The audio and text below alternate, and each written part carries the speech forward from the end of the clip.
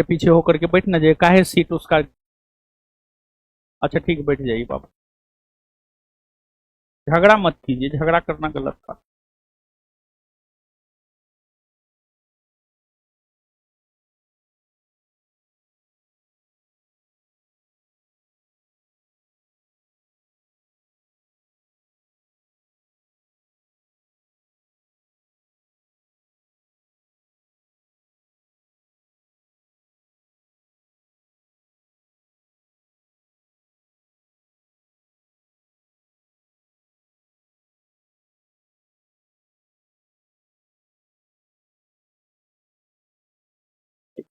Live कर दिया है जी। चलिए, ए लड़का लोग बैठ जाइए, जल्दी बैठिए।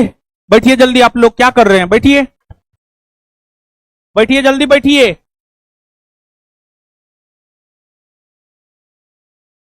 ब्रेक होता है तो आप लोग सीट काहे बदल लेते हैं? सीट नहीं बदलना चाहिए, दूसरे को डिस्टर्ब करते हैं। बताइए, आप मोटी भी हैं एकदम।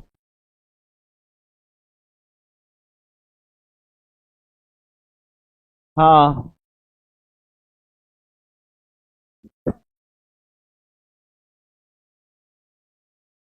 बैठिए जल्दी बैठिए आप लोग, बड़ी इधर उधर करते हैं।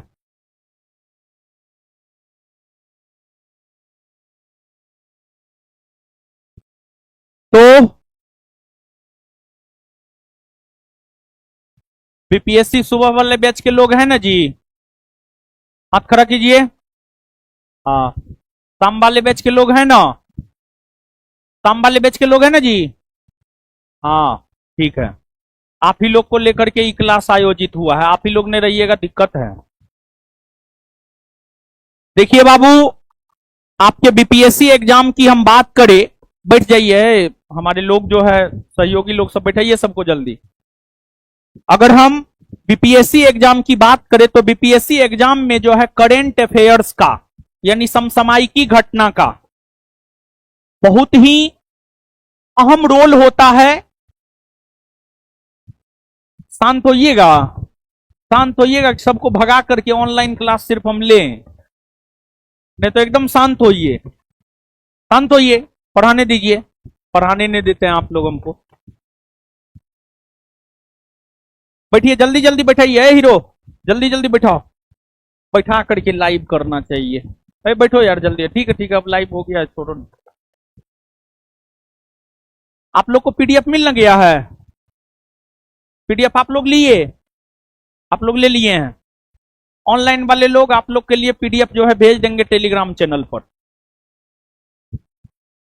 अब सुनिए, सब लोग सुनिए, समझिए।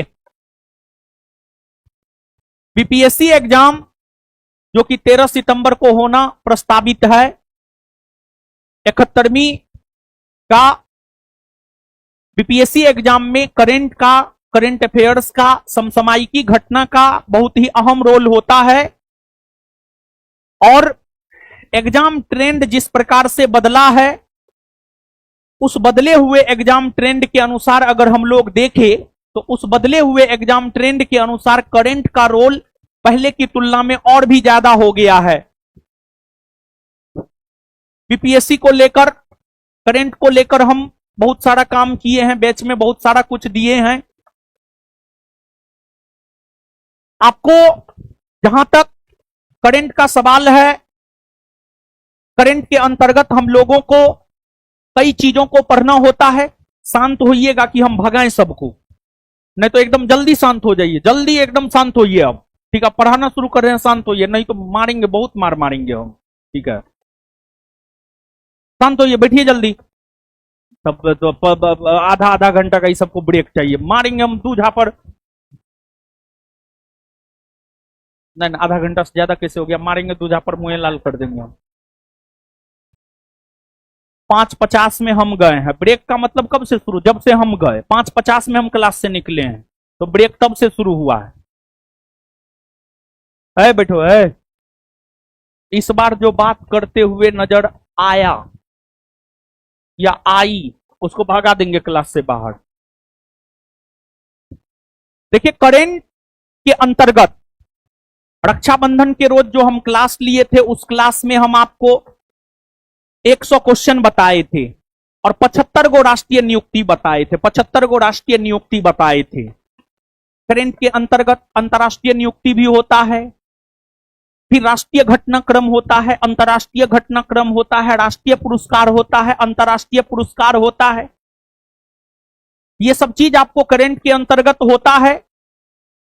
तो करंट के अंतर्गत अभी के सेशन की अगर हम बात करें, तो अभी के सेशन में करंट के अंतर्गत अगर हम देखें, तो अभी के सेशन में करंट अफेयर्स के अंतर्गत जो है हम आपके साथ राष्ट्रीय घटनाक्रम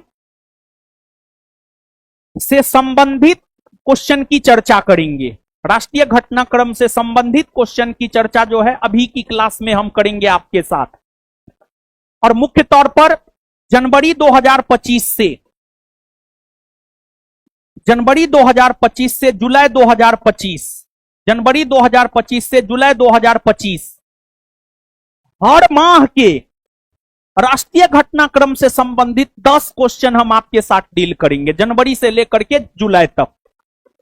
जनवरी 2025 से जुलाई 2025 तक के राष्ट्रीय घटनाक्रम के हर माह के 10 सबसे बेस्ट क्वेश्चन को अभी हम आपके साथ डील करेंगे। तो सब लोग ध्यान से समझिए, और कुछ कुछ चीज जो आपको लगे कि यह हमें लिखना चाहिए, उसको आप अपने पीडीएफ पर जो है नोट भी करते हुए चलिएगा। तो आइए, टाइम बिना गमाए हुए हम लोग अपने क्वेश्चन पर आ जाते हैं सीधे तौर पर। और आज जो है आपको स्वतंत्रता दिवस भी है। स्वतंत्रता दिवस पर हम आपको क्या ही बोले, करंट हमको बहुत कुछ पढ़ाना है। आप सब लोग जानते ही हैं कि 15 अगस्त को ही हमारा देश आजाद हुआ था, और उसी उपलक्ष्य में जो है हम लोग स्वतंत्रता दिवस मनाते हैं। और इस बार हम लोग कौन सा स्वतंत्रता दिवस मना रहे? 79 ना, 79वां। इस बार हम लोग 79वां स्वतंत्रता दिवस जो है मना रहे हैं, समझ गए? तो आज तो ऐसे आजादी का दिन है, लेकिन आजादी के दिन में भी हम आपको बांध के रखे हैं, तो ये कहीं ना कहीं गलत बात है। खैर, आपके भविष्य के बेहतरी के लिए ही आपको बांध कर रखा गया है, इससे आप ही का भविष्य बनेगा। मेरा तो जो होना था वो हो चुका है, ठीक है? तो है हाँ, और एक बात तो बाबू जान लीजिए, इस क्लास का नाम है बेरोजगारी से मुक्ति। देखिए, इसके पीछे रीजन है। रीजन ये है कि आज के डेट में आप किसी भी एग्जाम को देते हैं, और अगर आपका करंट पे पकड़ बढ़िया नहीं है, तो फिर आपका एग्जाम में रिजल्ट नहीं होगा। जैसे बीपीएससी में अगर करंट 50 और 60% आप बना करके नहीं आए, ऐसे तो उससे ज्यादा आपको बना करके आना चाहिए, लेकिन कम से कम 50-60% भी करंट बना करके नहीं आए, तो फिर आपका रिजल्ट नहीं होगा, क्योंकि करंट 30-35 पूछता है। 30-35 वेटेज आप समझ रहे हैं बाबू? तो इसी वजह से बेरोजगारी से मुक्ति चाहिए तो करंट के ऊपर ध्यान देना होगा। और 2025 से हम स्वयं ही करंट के ऊपर बहुत ज्यादा ध्यान दिए हुए हैं, जनवरी से ही, समझ गए? तो आज के सेशन में जनवरी से जुलाई 2025 के राष्ट्रीय घटनाक्रम के सभी माह के, जनवरी से जुलाई, जनवरी के 10 राष्ट्रीय घटनाक्रम के महत्वपूर्ण प्रश्न, फरवरी के 10, मार्च के 10, अप्रैल के 10, मई के 10, जून के 10, जुलाई के 10। अभी तो अगस्त शुरू ही हुआ है, लेकिन शुरू हुआ और अगस्त 15 अगस्त आ गया, पतो नहीं चला 15 अगस्त कैसे आ गया, समझ गए? समय के जाते समय नहीं लगता है, समझे ना? अब आइए क्वेश्चन पे, समझिएगा चीजों को एक एक करके। विशाखापत्तनम के पास उदी मदका में किसने ग्रीन हाइड्रोजन हब का शिलान्यास किया है? आंध्र प्रदेश में विशाखापत्तनम है, आंध्र प्रदेश में विशाखापत्तनम है। विशाखापत्तनम एक बंदरगाह नगर भी है। बड़े बंदरगाहों में सबसे गहरा बंदरगाह विशाखापत्तनम बंदरगाह को माना जाता है।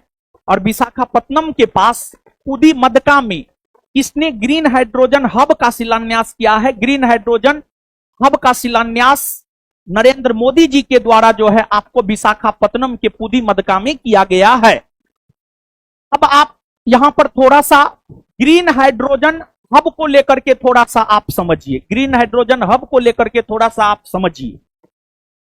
देखिए बाबू, ग्रीन हाइड्रोजन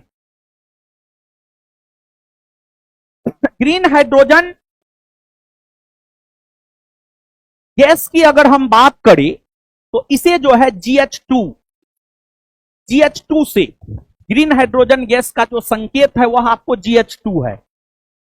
जैसे हाइड्रोजन गैस का संकेत क्या है H2, ऑक्सीजन गैस का संकेत क्या है O2, फिर आपको जल का संकेत क्या है H2O। उसी प्रकार से ग्रीन हाइड्रोजन गैस का संकेत है GH2। ग्रीन हाइड्रोजन गैस की अगर हम लोग बात करें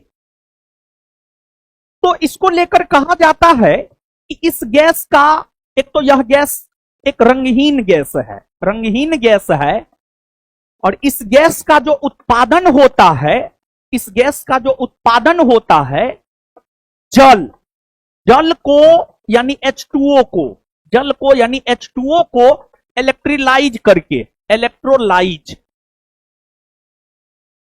जल को यानी H2O को इलेक्ट्रोलाइज करके जो है GH2 गैस का उत्पादन होता है। और बाबू ग्रीन हाइड्रोजन गैस के उत्पादन में नवीकरणीय ऊर्जा के स्रोत का उपयोग किया जाता है। नवीकरणीय ऊर्जा के स्रोत का प्रयोग होता है। और नवीकरणीय ऊर्जा की अगर हम लोग बात करें तो नवीकरणीय ऊर्जा उस ऊर्जा को कहा जाता है जिसका उपयोग दोबारा हो सकता है। जैसे नवीकरणीय ऊर्जा के स्रोत है, नवीकरणीय ऊर्जा के उदाहरण है सौर ऊर्जा, सौर ऊर्जा हो गया, पवन ऊर्जा हो गया, ये सब जो है आपको नवीकरणीय ऊर्जा के स्रोत है, नवीकरणीय ऊर्जा के स्रोत है।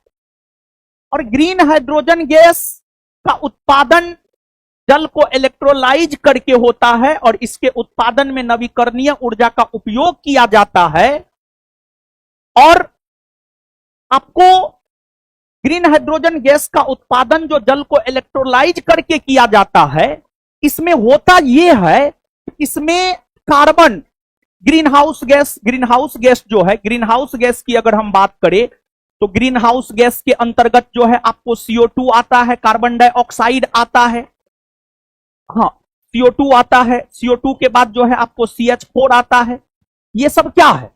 ये सब आपको ग्रीन हाउस गैस है, ये सब आपको क्या है? ग्रीन हाउस गैस है। और इनसे जो है आपको कार्बन का उत्सर्जन होता है, कार्बन का उत्सर्जन होता है, कार्बन का उत्सर्जन होता है। और कार्बन का उत्सर्जन कहीं ना कहीं पर्यावरणीय दृष्टिकोण से सही नहीं होता है। कार्बन का उत्सर्जन अगर हम देखें तो कहीं ना कहीं पर्यावरणीय दृष्टिकोण से जो है आपको सही नहीं होता है, क्योंकि ग्रीन हाउस गैस के उत्सर्जन से पर्यावरण के तापमान में वृद्धि होती है, पर्यावरण के तापमान में वृद्धि होती है, पर्यावरण के तापमान में वृद्धि होती है। लेकिन ग्रीन हाइड्रोजन गैस का जो उत्पादन जल को इलेक्ट्रोलाइज करके किया जाता है, जिसमें नवीकरणीय ऊर्जा का उपयोग होता है, इसके उत्पादन में जो है आपको या तो बहुत कम कार्बन का उत्पादन होता है या शून्य कार्बन का उत्पादन होता है, या तो बहुत कम कार्बन का उत्पादन होता है या शून्य कार्बन का उत्पादन होता है। और यह जो तकनीक है यह हाइड्रोजन उत्पादन का सबसे स्वच्छ तकनीक है। यह जो तकनीक है यह आपको हाइड्रोजन उत्पादन का जो है आपको सबसे स्वच्छ तकनीक है, सबसे स्वच्छ तकनीक है यह। आपको समझ गए बाबू? तो आप इस बात को याद रखिएगा। और हाइड्रोजन की अगर हम बात करें तो हाइड्रोजन को जो है भविष्य का ईंधन भी कहा जाता है, हाइड्रोजन को भविष्य का ईंधन भी कहा जाता है। अगला क्वेश्चन है, भारत सरकार ने एक उन्नत युद्ध निगरानी प्रणाली का प्रदर्शन किया है, उसका नाम क्या है? देखिए बाबू, महाभारत का युद्ध अगर आप देखे होंगे तो एगो संजय था ना, हो दुर्योधन के पिता थे धृतराष्ट्र, दुर्योधन के पिता धृतराष्ट्र थे। और धृतराष्ट्र जो है अंधा थे, धृतराष्ट्र अंधा थे। महाभारत का युद्ध जब कौरव और पांडवों के बीच युद्ध भूमि में हो रहा था तो संजय को दिव्य दृष्टि प्राप्त था और संजय अपने दिव्य दृष्टि से युद्ध का ताजा हालात धृतराष्ट्र को बताने का काम किया करता था। युद्ध का ताजा हालात जो है धृतराष्ट्र को बताने का काम किया करता था। तो हमारे देश के जो रक्षा मंत्री है राजनाथ सिंह, हमारे देश के जो रक्षा मंत्री है राजनाथ सिंह, और रक्षा मंत्री राजनाथ सिंह की अगर हम बात करें तो रक्षा मंत्री राजनाथ सिंह ने 24 जनवरी 2025 को रक्षा मंत्री राजनाथ सिंह ने 24 जनवरी 2025 को एक उन्नत युद्ध निगरानी प्रणाली का प्रदर्शन किया, जिसका नाम हुआ करता था आपको संजय। क्या नाम हुआ करता था आपको? संजय। और संजय नामक उन्नत युद्ध निगरानी प्रणाली का प्रदर्शन जो हुआ, इस संजय नामक उन्नत युद्ध निगरानी प्रणाली प्रदर्शन को बनाने का काम अगर देखा जाए तो भारत की सेना और भारत इलेक्ट्रॉनिक्स लिमिटेड, भारत की सेना और भारत इलेक्ट्रॉनिक्स लिमिटेड दोनों ने मिल करके जो है संजय नामक एक उन्नत युद्ध निगरानी प्रणाली को बनाने का काम किया। और इसका अनावरण जो है रक्षा मंत्री राजनाथ सिंह के द्वारा 24 जनवरी 2025 को किया गया था। 24 जनवरी 2025 को किया गया था। और इसका उद्देश्य है सेना को तकनीकी रूप से उन्नत बनाना, और भारत में 3 प्रकार की सेना है, थल सेना है, वायु सेना है, नौ सेना है। तीनों में आपसी तालमेल बैठाना और एक एकीकृत सैन्य व्यवस्था का प्रावधान करना और सेना को टेक्नोलॉजी में आगे बढ़ाना इसका उद्देश्य है। 18वें प्रवासी भारतीय दिवस का आयोजन कहां किया गया है? देखिए, प्रवासी भारतीय दिवस आप सब लोग जानते हैं कि 9 जनवरी को 1915 ईस्वी में दक्षिण अफ्रीका से महात्मा गांधी का भारत आगमन हुआ था। महात्मा गांधी का दक्षिण अफ्रीका से जो है आपको भारत आगमन हुआ था। 9 जनवरी को महात्मा गांधी का भारत आगमन हुआ था। और उसी उपलक्ष्य में हम लोग 9 जनवरी को जो है प्रवासी भारतीय दिवस के रूप में मनाते हैं। और महात्मा गांधी की अगर हम लोग बात करें तो ये 1893 ईस्वी में दक्षिण अफ्रीका गए थे। और 1893 ईस्वी में महात्मा गांधी जो है दादा अब्दुल्ला की केस की पैरवी में दक्षिण अफ्रीका गए थे। और सिर्फ गांधी जी 1 वर्ष के लिए दक्षिण अफ्रीका गए थे। लेकिन गांधी जी अपने दक्षिण अफ्रीकी प्रवास के दौरान जब डरबन से प्रिटोरिया की यात्रा कर रहे थे तो डरबन से प्रिटोरिया के बीच में एक स्टेशन हुआ करता था Saint Peter Maritzburg. Gandhi ji को सेंट पीटर मारिट्सबर्ग नामक स्टेशन पर ट्रेन के फर्स्ट क्लास श्रेणी से बाहर कर दिया गया, जबकि गांधी जी के पास ट्रेन के फर्स्ट क्लास श्रेणी का टिकट था। इसके बावजूद गांधी जी को बाहर कर दिया गया। लेकिन गांधी जी थोड़ा जिद्दी प्रवृत्ति के थे और वे तर्क संगत बात जो है आपको अंग्रेजों के साथ किए और फिर से उन्हें फर्स्ट क्लास श्रेणी में यात्रा करने दिया गया। तो गांधी जी को इस घटना ने यह एहसास दिलाया कि अगर हमारी मांग सत्य हो, हमारी मांग में सत्यता हो और तर्क संगत मांग हो तो उसको अंग्रेजी सरकार भी मान सकता है। तो गांधी जी को इस घटना ने काफी प्रेरित किया और फिर गांधी जी 1 वर्ष नहीं बल्कि लगभग 21 वर्ष तक गांधी जी दक्षिण अफ्रीका में रहे। 1893 से लेकर 1914 ईस्वी तक गांधी जी दक्षिण अफ्रीका में रहे। लगभग 21 वर्ष तक गांधी जी दक्षिण अफ्रीका में रहे। और फिर दक्षिण अफ्रीका में रहने वाले भारतीयों को गांधी जी ने उनका अधिकार दिलाया। दक्षिण अफ्रीका में रहने वाले भारतीयों को गांधी जी ने अधिकार दिलाया, यानी भारत से बाहर रहते हुए भी गांधी जी ने भारत के लोगों को अधिकार दिलवाने का काम किया। भारत के लोगों को अधिकार दिलवाने का काम किया। यही रीजन है कि गांधी जी का जो दक्षिण अफ्रीका से भारत आगमन 9 जनवरी को हुआ है, इसी वजह से 9 जनवरी को राष्ट्रीय प्रवासी दिवस के रूप में मनाया जाता है। और पहली बार 2003 में जो है आपको प्रवासी भारतीय दिवस मनाया गया था और तब से लेकर आज तक मनाया जा रहा है। और 18वां प्रवासी दिवस जो है 2025 में ओडिशा के भुवनेश्वर में मनाया गया था। ओडिशा के भुवनेश्वर में मनाया गया था। और इस आयोजन की बाबू अगर हम लोग बात करें तो इस आयोजन का जो थीम अगर देखा जाए बाबू तो इस आयोजन का थीम था विकसित भारत में प्रवासियों का योगदान। विकसित भारत में प्रवासियों का योगदान, विकसित भारत में प्रवासियों का योगदान जो है बाबू इसका थीम था। इसके बाद इसका जो मुख्य अतिथि था, इस आयोजन का मुख्य अतिथि अगर हम लोग देखें तो इस आयोजन का मुख्य अतिथि हुआ करते थे त्रिनिदाद और टोबेगो के राष्ट्रपति, क्या नाम था, क्रिस्टीन कार्ला कंगालू। तो इस आयोजन का 18वें प्रवासी भारतीय दिवस के आयोजन के जो मुख्य अतिथि थे त्रिनिदाद और टोबेगो के राष्ट्रपति क्रिस्टीन कार्ला कंगालू इस आयोजन के जो है आपको मुख्य अतिथि हुआ करते थे। तो आप ये सब बात जो है बाबू याद रखिएगा। इसके बाद रक्षा मंत्रालय ने किस वर्ष को सुधारों का वर्ष घोषित किया है? रक्षा मंत्रालय ने 2025 को जो है सुधारों का वर्ष घोषित किया है। ओडिशा ने किस देश के साथ मिलकर भुवनेश्वर में एक फिनटेक हब की स्थापना के लिए समझौता ज्ञापन पर हस्ताक्षर किया है?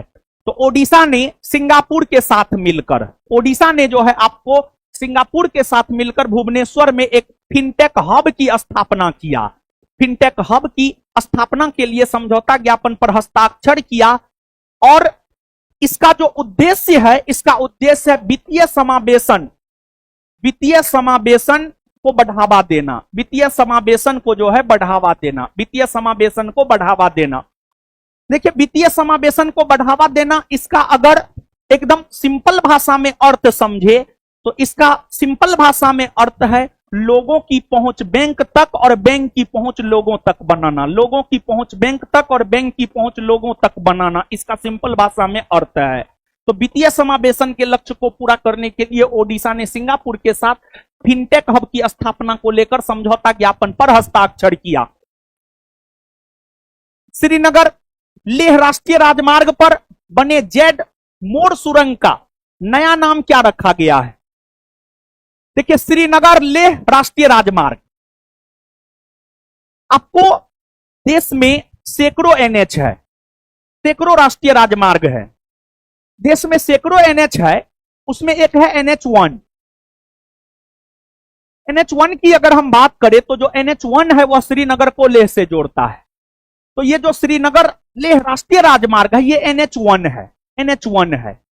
तो NH1 श्रीनगर लेह राष्ट्रीय राजमार्ग के लिए NH1 शब्द का भी प्रयोग कर सकते हैं। NH1 पर बने जेड मोड़ सुरंग का जो नया नाम रखा गया है वह रखा गया है आपको सोनमर्ग सुरंग। क्या रखा गया है? सोनमर्ग सुरंग। सोनमर्ग सुरंग रखा गया है और इस सुरंग का उद्घाटन कौन किए थे? इस सुरंग का उद्घाटन किए थे प्रधानमंत्री नरेंद्र मोदी जी, समझ गए। और यह सुरंग जो है आपको एक प्रकार से कहिए जम्मू कश्मीर को जो है लद्दाख से जोड़ता है। यह सुरंग जो है आपको जम्मू कश्मीर को लद्दाख से जोड़ता है। हाल ही में किस राज्य ने अपने वनों की पारिस्थितिकी तंत्र सेवाओं को हरित सकल घरेलू उत्पाद से जोड़ा है? छत्तीसगढ़ ने जोड़ा है। हाल ही में किस राज्य ने घोषणा किया कि सिंधु घाटी लिपि को समझने वाले व्यक्ति को $1 मिलियन का पुरस्कार दिया जाएगा? देखिए सिंधु घाटी लिपि की अगर हम लोग बात करें तो सिंधु घाटी की जो लिपि है वह चित्रात्मक है या भावचित्रात्मक है, और सिंधु घाटी की लिपि को पढ़ा नहीं जा सका है। और सिंधु घाटी लिपि में मुख्यतः माना जाता है 64 शब्द है, 64 वर्ड है, समझ गए, 64 वर्ड है, जिसमें यू आकार का वर्ड है, समझ गए, यू आकार का वर्ड है, फिर मछली के आकार का वर्ड सब है। इसको अभी तक पढ़ा नहीं जा सका है और सिंधु घाटी की लिपि को अभी तक पढ़ा नहीं जा सका है। इसी वजह से सिंधु घाटी सभ्यता को जो है आदिऐतिहासिक काल के अंतर्गत रखा जाता है। आदिऐतिहासिक काल के अंतर्गत रखा जाता है, आदिऐतिहासिक काल। बीपीएससी का पूछा हुआ क्वेश्चन है, सिंधु घाटी सभ्यता को रखा जाता है आदिऐतिहासिक काल के अंतर्गत। कालखंड के दृष्टिकोण से इतिहास को हम लोग 3 भाग में बांटकर पढ़ते हैं। प्रागैतिहासिक काल, आदिऐतिहासिक काल और ऐतिहासिक काल।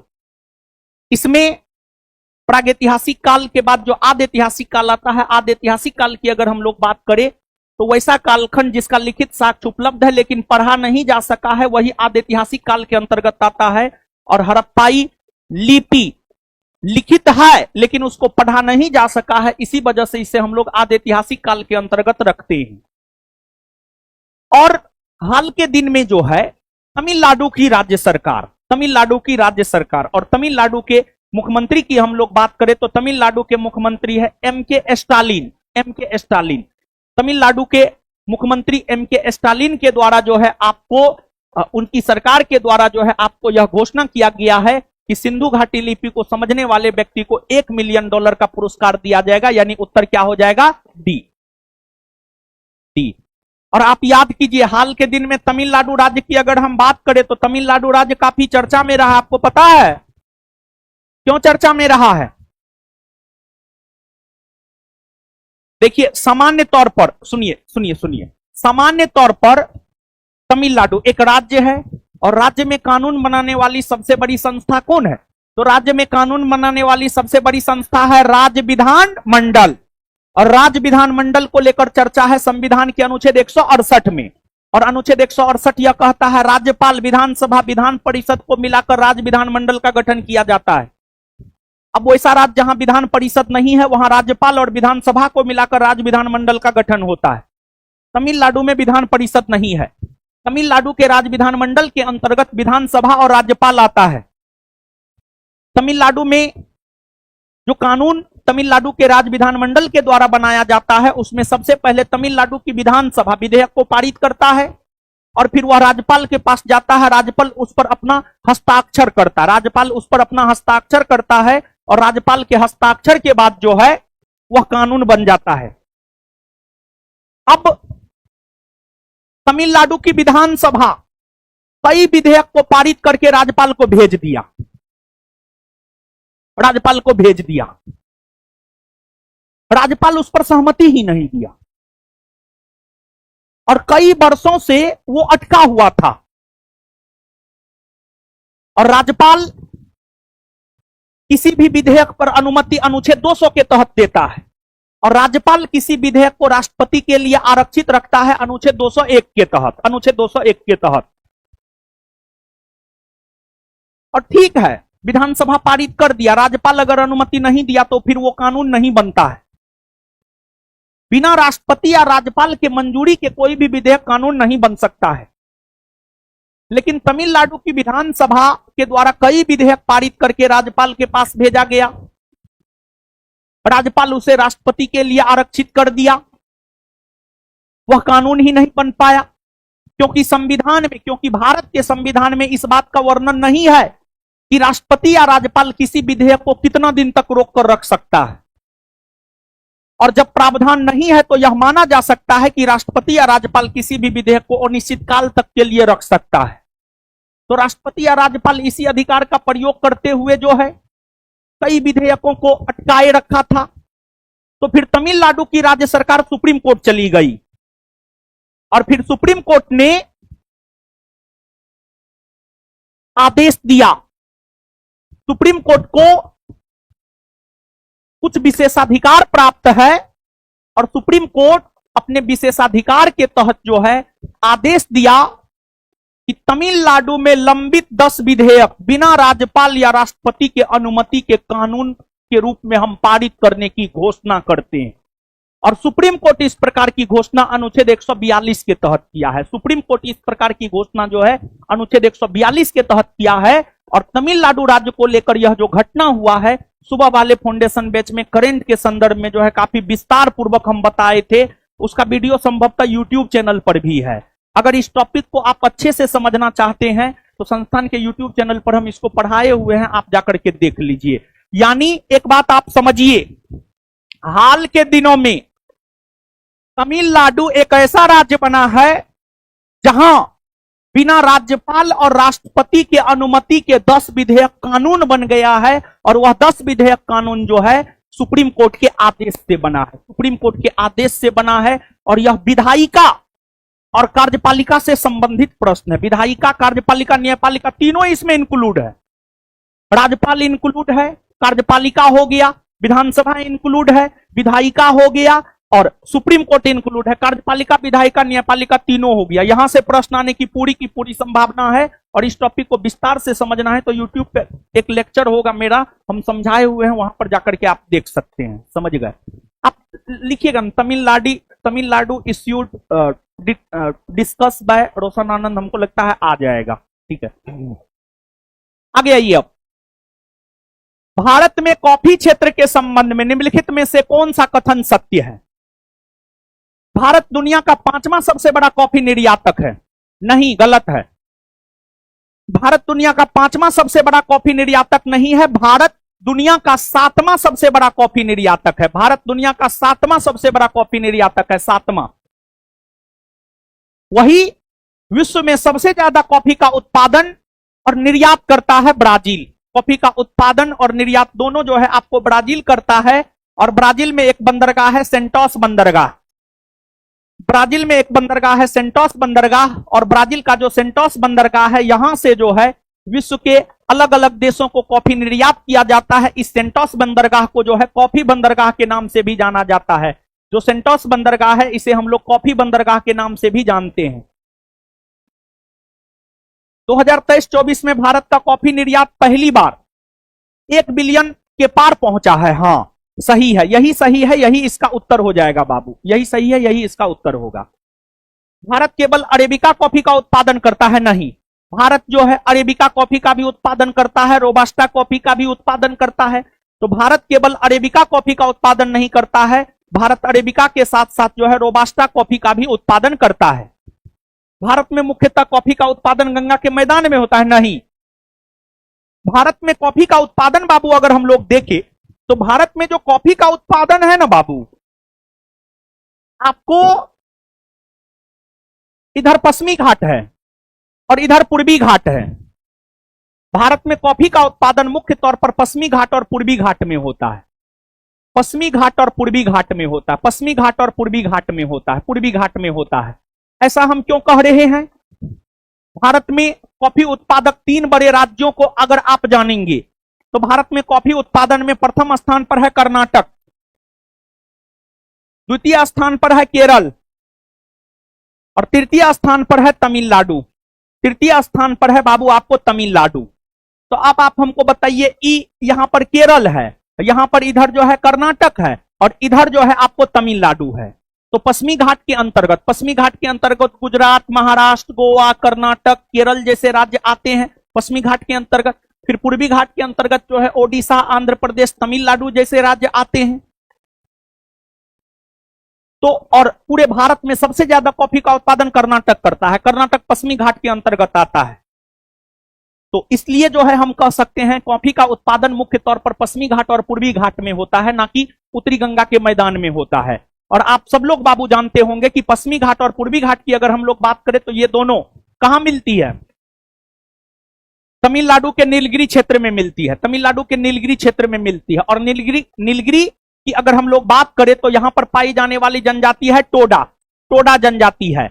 और नीलगिरी की सबसे ऊंची चोटी कौन है? दोदा बेटा, जो कि दक्षिण भारत की दूसरी सबसे ऊंची चोटी है। और वही दक्षिण भारत की सबसे ऊंची चोटी कौन है? अनाई-मुदी।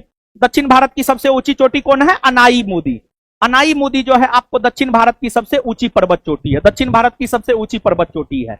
अब अगर एक प्रश्न और पूछा जाता है पश्चिमी घाट की सबसे ऊंची पर्वत चोटी कौन है, पूर्वी घाट की सबसे ऊंची पर्वत चोटी कौन है?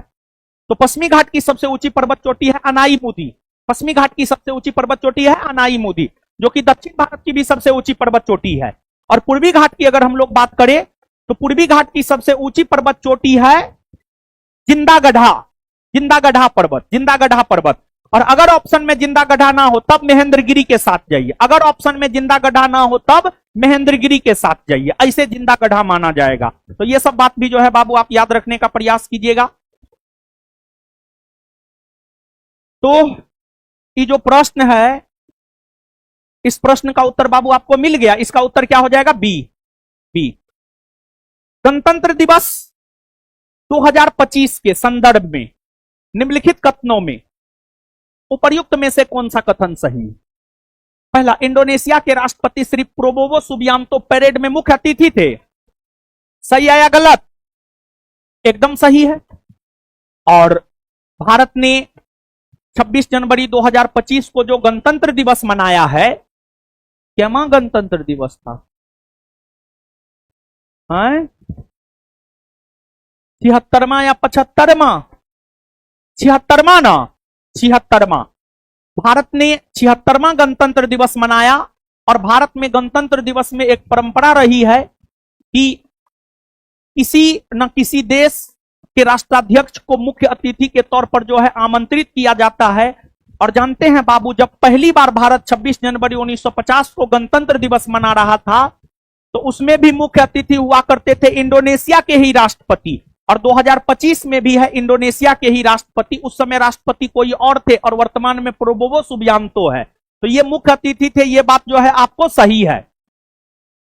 पहली बार तीनों सेनाओं की झांकी सशक्त और सुरक्षित भारत विषय पर प्रदर्शित की गई थी। हां, यह भी सही है। परेड का विषय था स्वर्णिम भारत विरासत और विकास। हां, यह भी सही है, यह भी सही है बाबू। और झांकी में सर्वोच्च स्थान किस राज्य की झांकी को मिला? उत्तर प्रदेश की झांकी को मिला था। और उत्तर प्रदेश की कौन झांकी? महाकुंभ। उत्तर प्रदेश की महाकुंभ झांकी। समझ गए? तो कौन सा कथन सत्य है? डी, 1, 2 और 3। महाकुंभ 2025 में किस मंत्रालय ने प्रयागराज स्टेशन के पास सांस्कृतिक गांव कलाग्राम को स्थापित करवाया था? देखिए बाबू, ध्यान दीजिएगा। जहां तक महाकुंभ की बात है, महाकुंभ का आयोजन प्रत्येक 12 वर्षों के अंतराल पर होता है। महाकुंभ का जो आयोजन होता है सामान्य तौर पर प्रत्येक 12 वर्ष के अंतराल पर होता है। और महाकुंभ का आयोजन जो है 4 शहरों में होता है। एक हरिद्वार उत्तराखंड में है और हरिद्वार गंगा नदी के तट पर है। फिर दूसरा महाराष्ट्र के नासिक, तीसरा उज्जैन और चौथा प्रयागराज।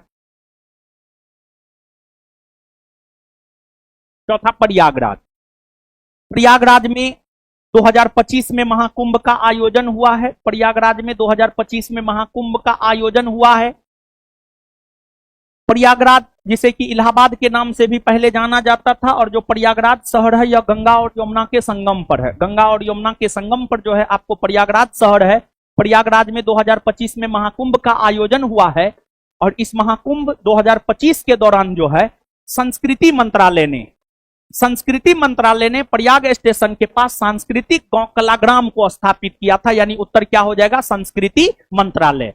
और एक दूसरी बात यह है कि महाकुंभ 2025 के दौरान जो है आकाशवाणी के द्वारा जो है आपको कुछ कार्यक्रम की शुरुआत की गई थी, जैसे कुंभवाणी।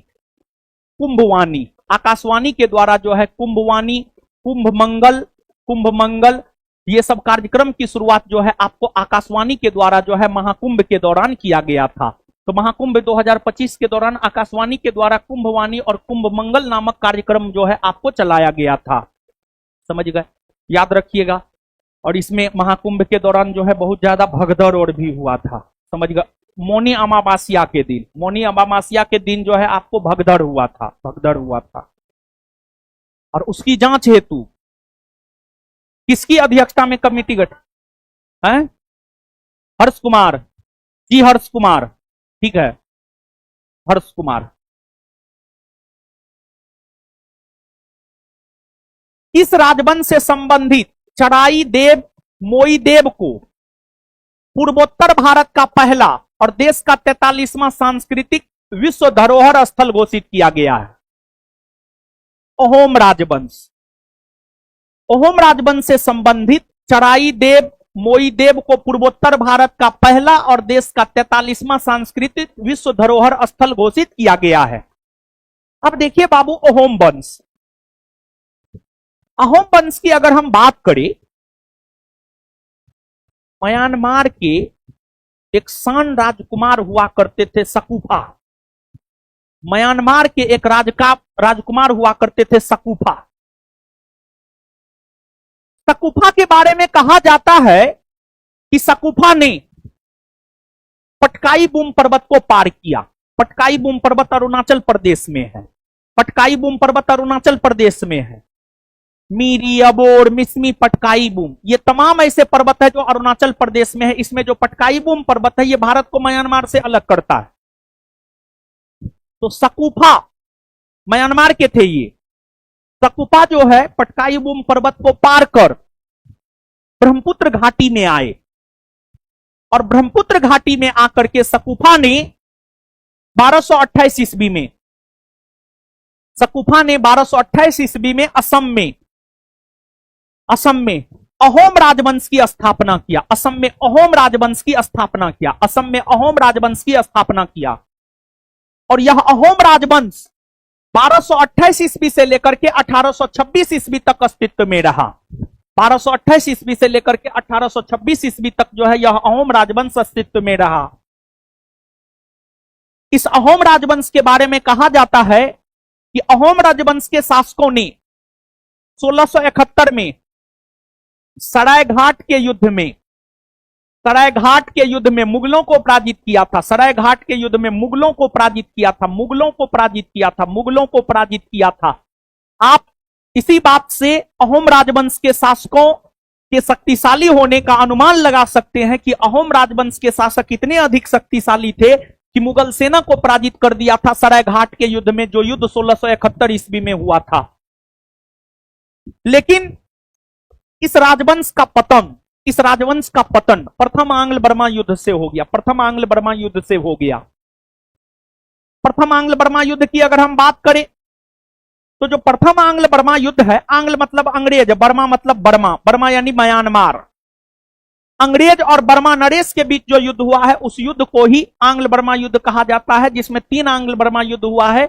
जिसमें प्रथम आंग्ल बर्मा युद्ध 1824 से 1826 के बीच हुआ है। प्रथम आंग्ल बर्मा युद्ध 1824 से 1826 के बीच हुआ है। और इस युद्ध में अहोम राजवंश के शासक भी भाग लिए थे। और इस युद्ध में अंग्रेजों की संभवतः जीत हुई और इस युद्ध की समाप्ति यानडूब की संधि के तहत हुई। यानडूब की संधि के तहत जो है इस युद्ध की समाप्ति हुई। और यानडूब की संधि जो 1826 ईस्वी में हुई है, यानडूब की संधि जो 1826 ईस्वी में हुई है, इस यानडूब के संधि के तहत ही असम को अंग्रेजों ने अपने कब्जे में कर लिया। असम को अंग्रेजों ने अपने कब्जे में कर लिया। और जिस असम पर अहोम वंश का शासन था, जब अंग्रेजों ने असम को अपने कब्जे में कर लिया तो अहोम राजवंश का शासन खत्म हो गया। अहोम राजवंश का शासन जो है आपको खत्म हो गया। तो आप इसको याद रखिएगा। केंद्रीय स्वास्थ्य एवं परिवार कल्याण मंत्रालय ने राष्ट्रीय स्वास्थ्य मिशन के द्वारा वर्तमान में भारत की कुल प्रजनन दर कितनी घोषित की है? भारत की कुल प्रजनन दर जो है 2.0 घोषित किया है। 2.0 टोटल फर्टिलिटी रेट TFR यानी केंद्रीय स्वास्थ्य और परिवार कल्याण मंत्रालय जो है भारत का TFR 2.0 घोषित किया है। देखिए इसका मतलब यह है TFR टोटल फर्टिलिटी रेट यानी कुल प्रजनन दर। इसका मतलब है सीधा सा भारत में पर स्त्री औसतन 2 बच्चा को जन्म देती है। अब कुछ स्त्री ऐसी होती है जिसको बच्चा होता भी नहीं है, कुछ स्त्री ऐसी होती है जिसको 4 बच्चा है, 5 बच्चा है, 6 बच्चा है। तो औसतन जो है TFR 2 के आसपास है। और हम 2 हमारे 2 ये सफिशियंट है, हम 2 हमारे 12 ये सफिशियंट ना है, वो गलत बात है। हम 2 हमारे 2 सफिशियंट है। ऐसे अब तो जिस प्रकार से जनसंख्या विस्फोट भारत में हुआ है उसके अकॉर्डिंग तो होना चाहिए हम 2 हमारे 1, समझिए। लेकिन आदमी मानता क्या है? हाल ही में भारत का पहला अंडर वाटर म्यूजियम महाराष्ट्र के पास बनाया गया है। इसमें किस जहाज का प्रयोग किया गया है?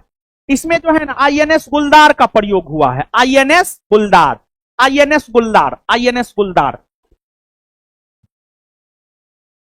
भारतीय मौसम विभाग ने अपने 150वीं वर्षगांठ के अवसर पर भारत का पहला ओपन एयर आर्ट वाला म्यूजियम का उद्घाटन कहां किया है? इसका उद्घाटन किया है नई दिल्ली के मौसम भवन में, नई दिल्ली के मौसम भवन में। और जो भारतीय मौसम विभाग है, जिसने 150वीं वर्षगांठ मनाया है, भारतीय मौसम विभाग की स्थापना 1875 में हुई है, 1875 में हुई है।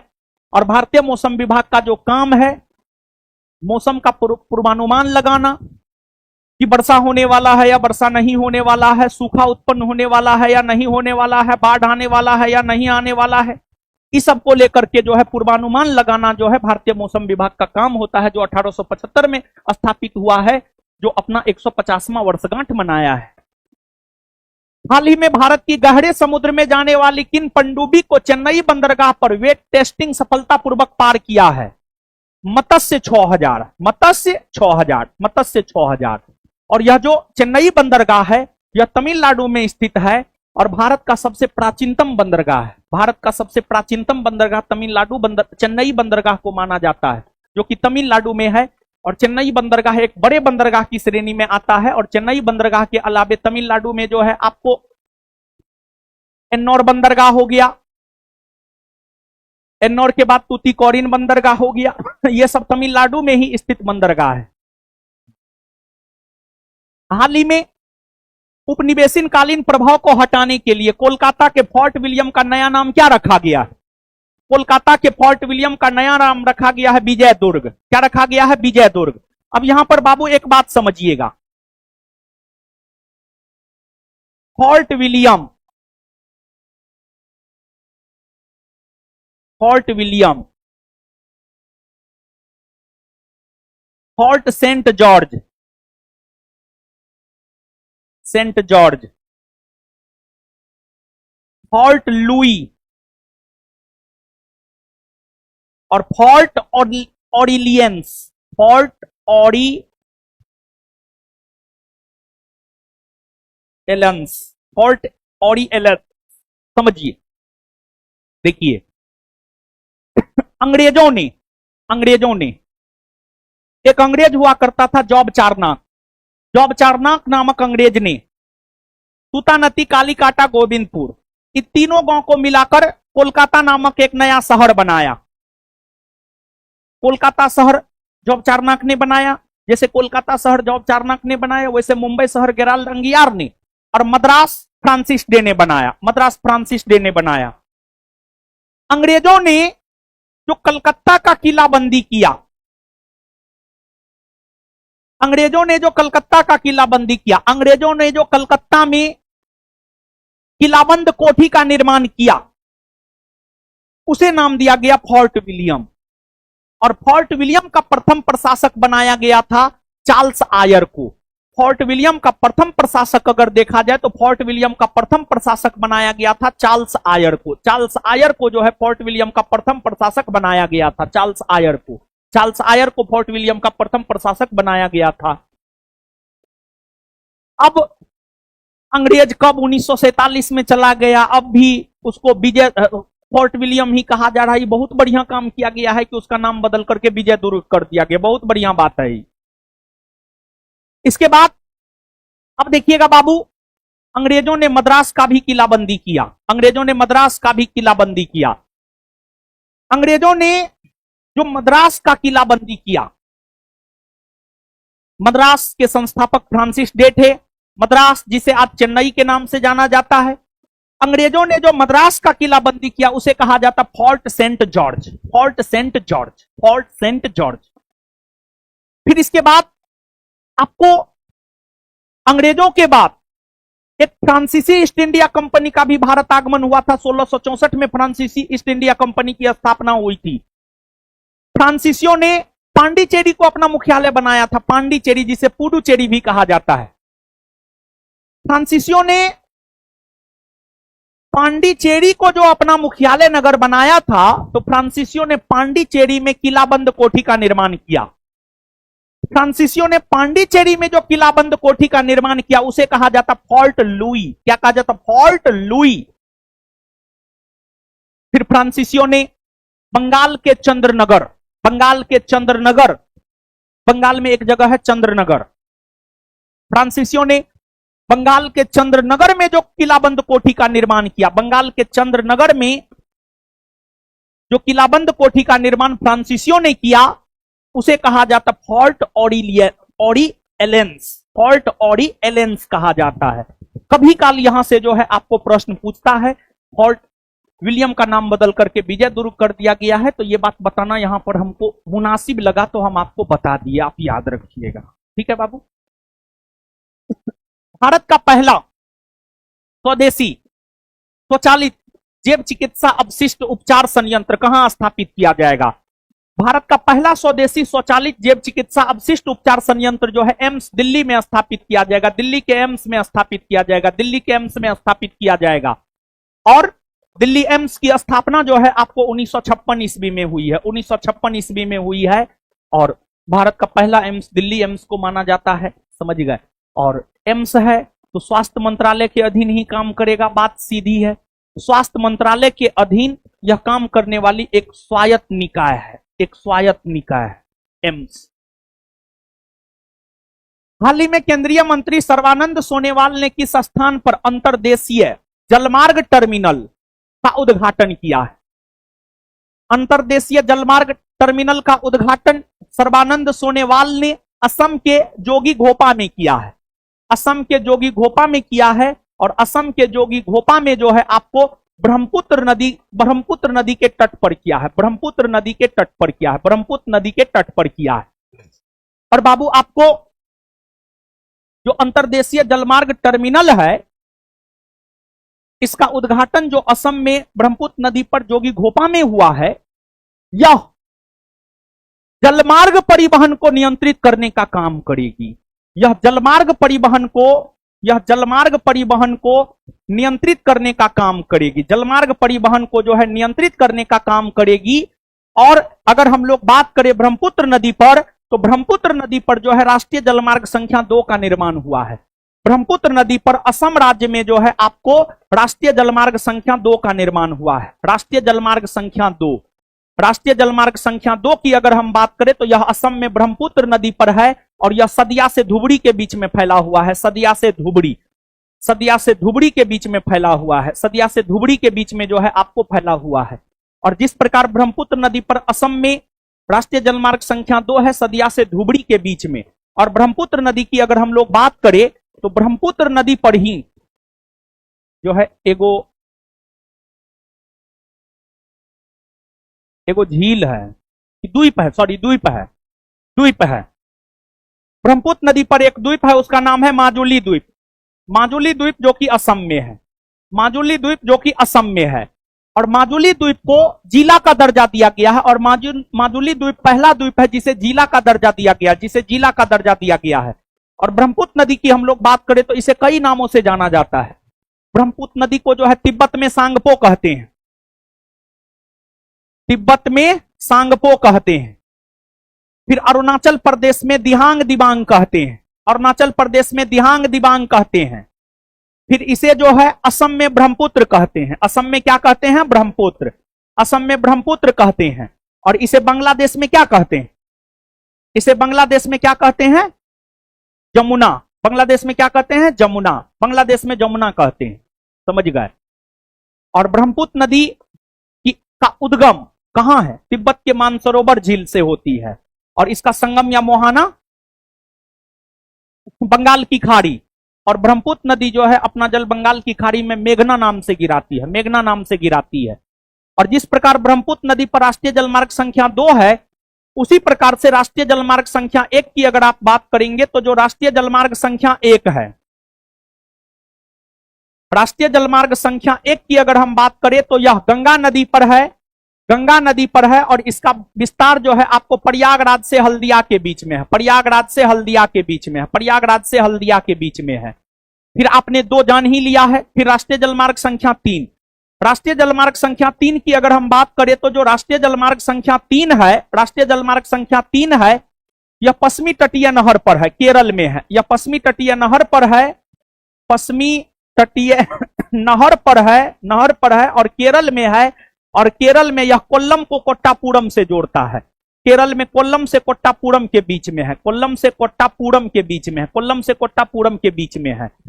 इसके बाद राष्ट्रीय जलमार्ग संख्या 4। राष्ट्रीय जलमार्ग संख्या 4 की अगर हम बात करें तो जो राष्ट्रीय जलमार्ग संख्या 4 है, यह जो है आपको काकीनाडा से मरक्कानम तक फैला हुआ है। आंध्र प्रदेश के काकीनाडा से तमिलनाडु के मरक्कानम तक फैला हुआ है, तमिलनाडु के मरक्कानम तक फैला हुआ है।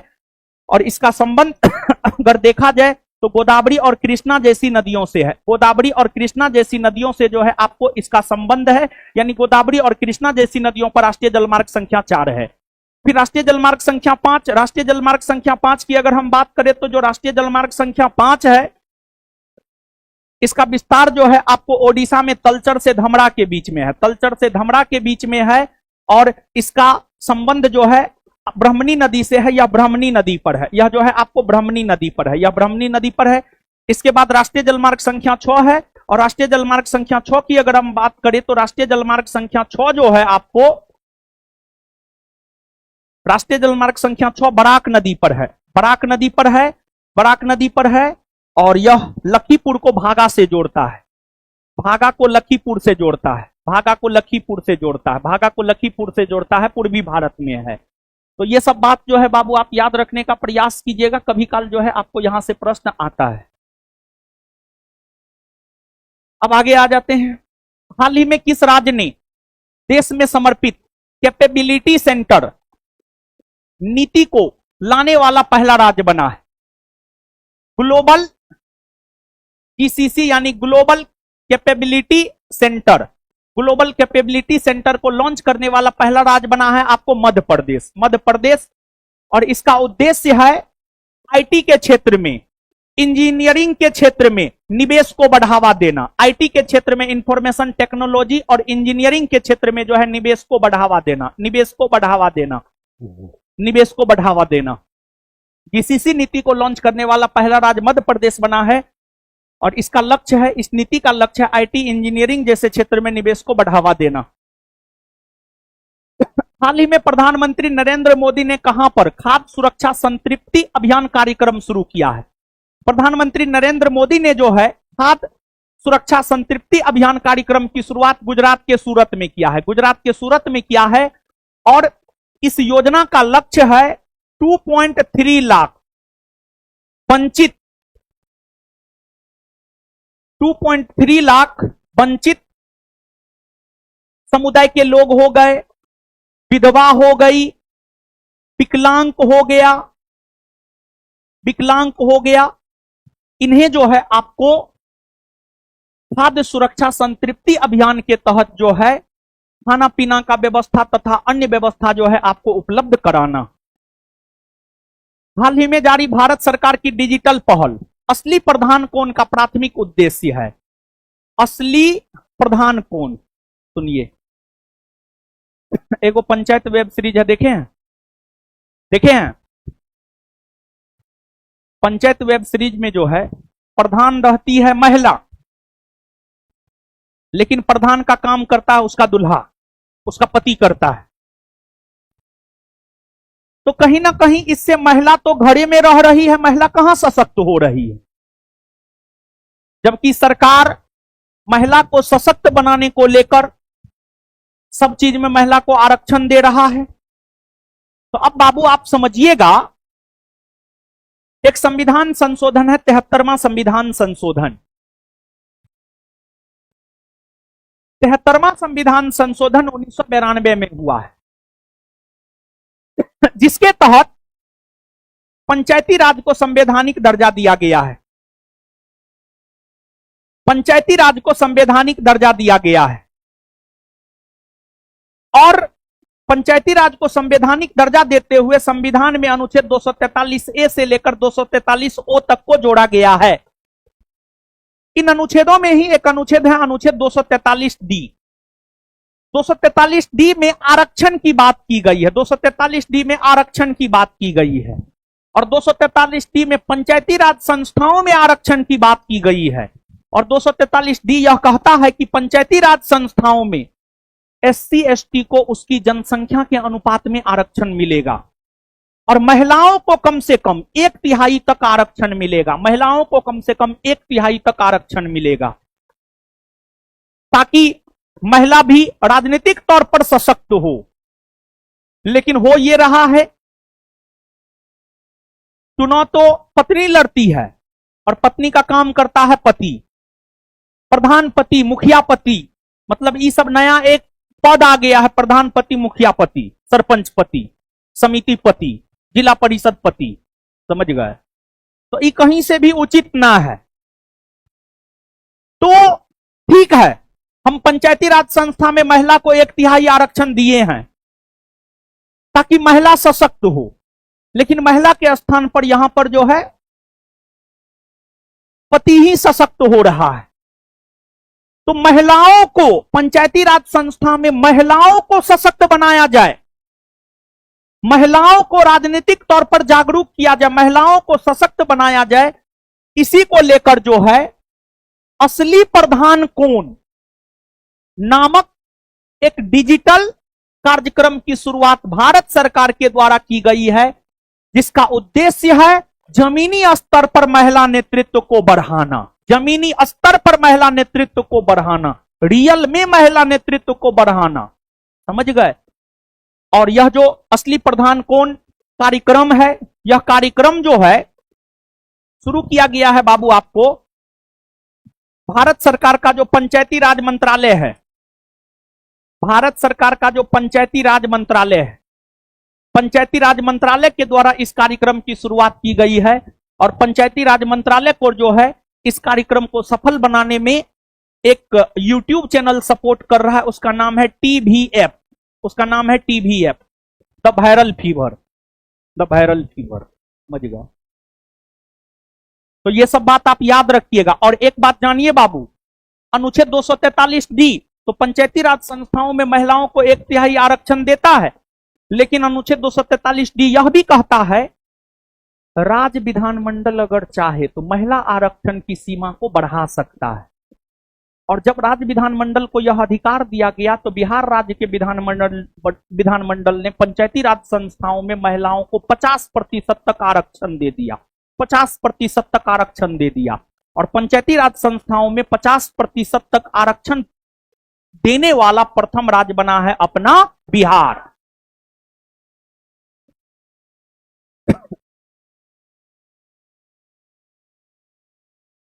मार्च 2025 में भारत का 58वां बाघ अभयारण्य कौन बना है?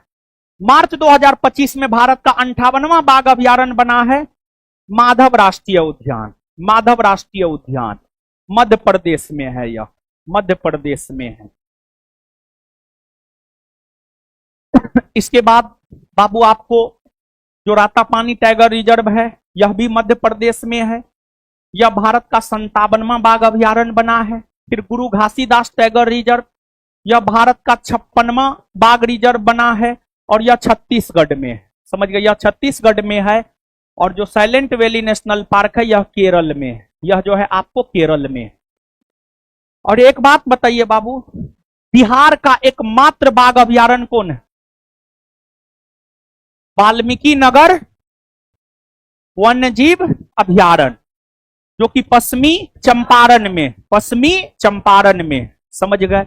और वाल्मीकि नगर वन्यजीव अभयारण्य के अलावे उदयपुर वन्यजीव अभयारण्य भी पश्चिमी चंपारण में है, पश्चिमी चंपारण में, जो कि बिहार दरोगा का पूछा हुआ क्वेश्चन है कि उदयपुर वन्यजीव अभयारण्य किस राज्य में है। ऑप्शन ए में राजस्थान था, ऑप्शन सी में संभवतः बिहार था, तो उसका उत्तर बिहार होता, लेकिन बहुत बच्चा राजस्थान मार के खुश था, समझिएगा।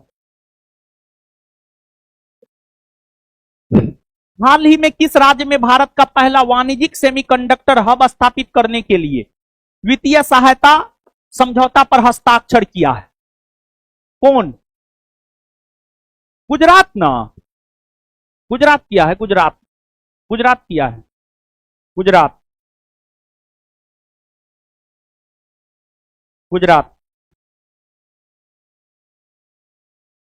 गुजरात। आगे आइए बाबू। हाल ही में प्रधानमंत्री नरेंद्र मोदी ने कहां पर ब्राउनफील्ड अमोनिया यूरिया कॉम्प्लेक्स स्थापित करने को मंजूरी दी है? देखिए आप याद कीजिए, है सुनिए, हल्ला मत कीजिए, हल्ला मत कीजिए। 1 फरवरी 2025 को निर्मला सीतारमन के द्वारा बजट पेश किया गया और बजट पेश करते हुए उन्होंने भाषण भी दी। उन्होंने भाषण की शुरुआत की, यह देश उसकी मिट्टी से नहीं बल्कि उसके लोगों से बना है। इसी लाइन से अपने भाषण की शुरुआत जो है आपको श्रीमती निर्मला सीतारमण के द्वारा की गई थी, और श्रीमती निर्मला सीतारमण के द्वारा बजट भाषण देते हुए कई प्रकार की घोषणाएं की गई थी, जिसमें किसान को लेकर जो घोषणा हुई थी, किसान को लेकर एक घोषणा यह हुई थी, किसान क्रेडिट कार्ड योजना के तहत अब 3 लाख से बढ़ाकर 5 लाख रुपया तक किसान उठा सकते हैं। पहले 3 लाख रुपया तक ही केसीसी के तहत किसान उठा सकते थे, लेकिन अब 5 लाख तक उठा सकते हैं। एक घोषणा यह हुई।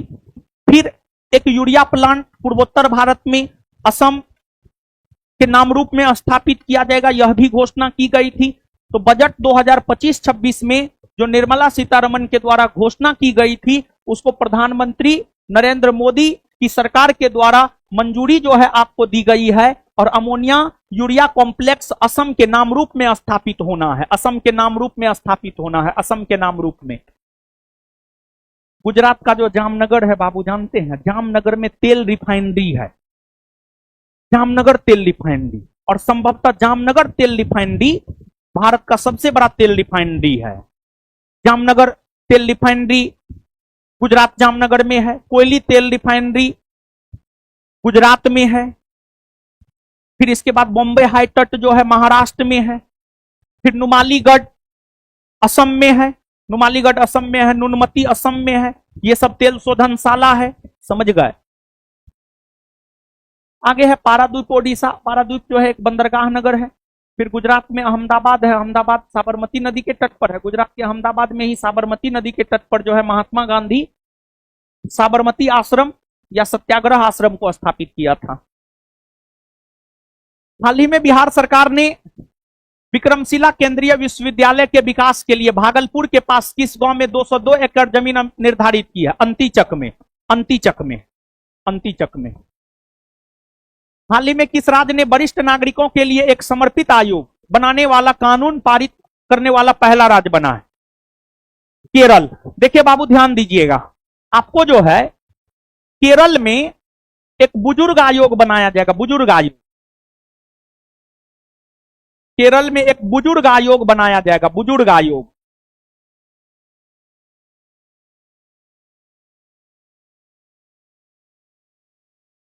बुजुर्ग आयोग, केरल में एक बुजुर्ग आयोग बनाया जाएगा।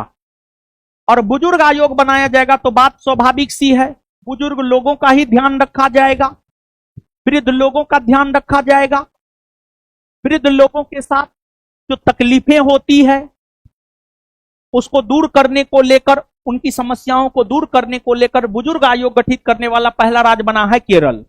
वही अगर बिहार की हम लोग बात करें तो बिहार की सरकार ने जो है आपको युवा आयोग गठित करने को लेकर के कैबिनेट से मंजूरी दिया है। युवा आयोग, युवा आयोग, युवा आयोग गठित होगा तो स्वाभाविक सी बात है युवाओं की मांग को लेकर आवाज बुलंद करेगा युवा आयोग, समझे। इसमें एगो अध्यक्ष होगा, 2 उपाध्यक्ष होगा और कुछ अन्य सदस्य भी होंगे युवा आयोग में। कैबिनेट से मंजूरी मिल गया है इसको, समझे। तो बुजुर्ग आयोग कहेगा तो केरल हो जाएगा, युवा आयोग कहेगा तो बिहार हो जाएगा, अपना बिहार। हाल ही में भारत का पहला फ्रोजन चिड़ियाघर किस जूलॉजिकल पार्क में स्थापित किया गया है?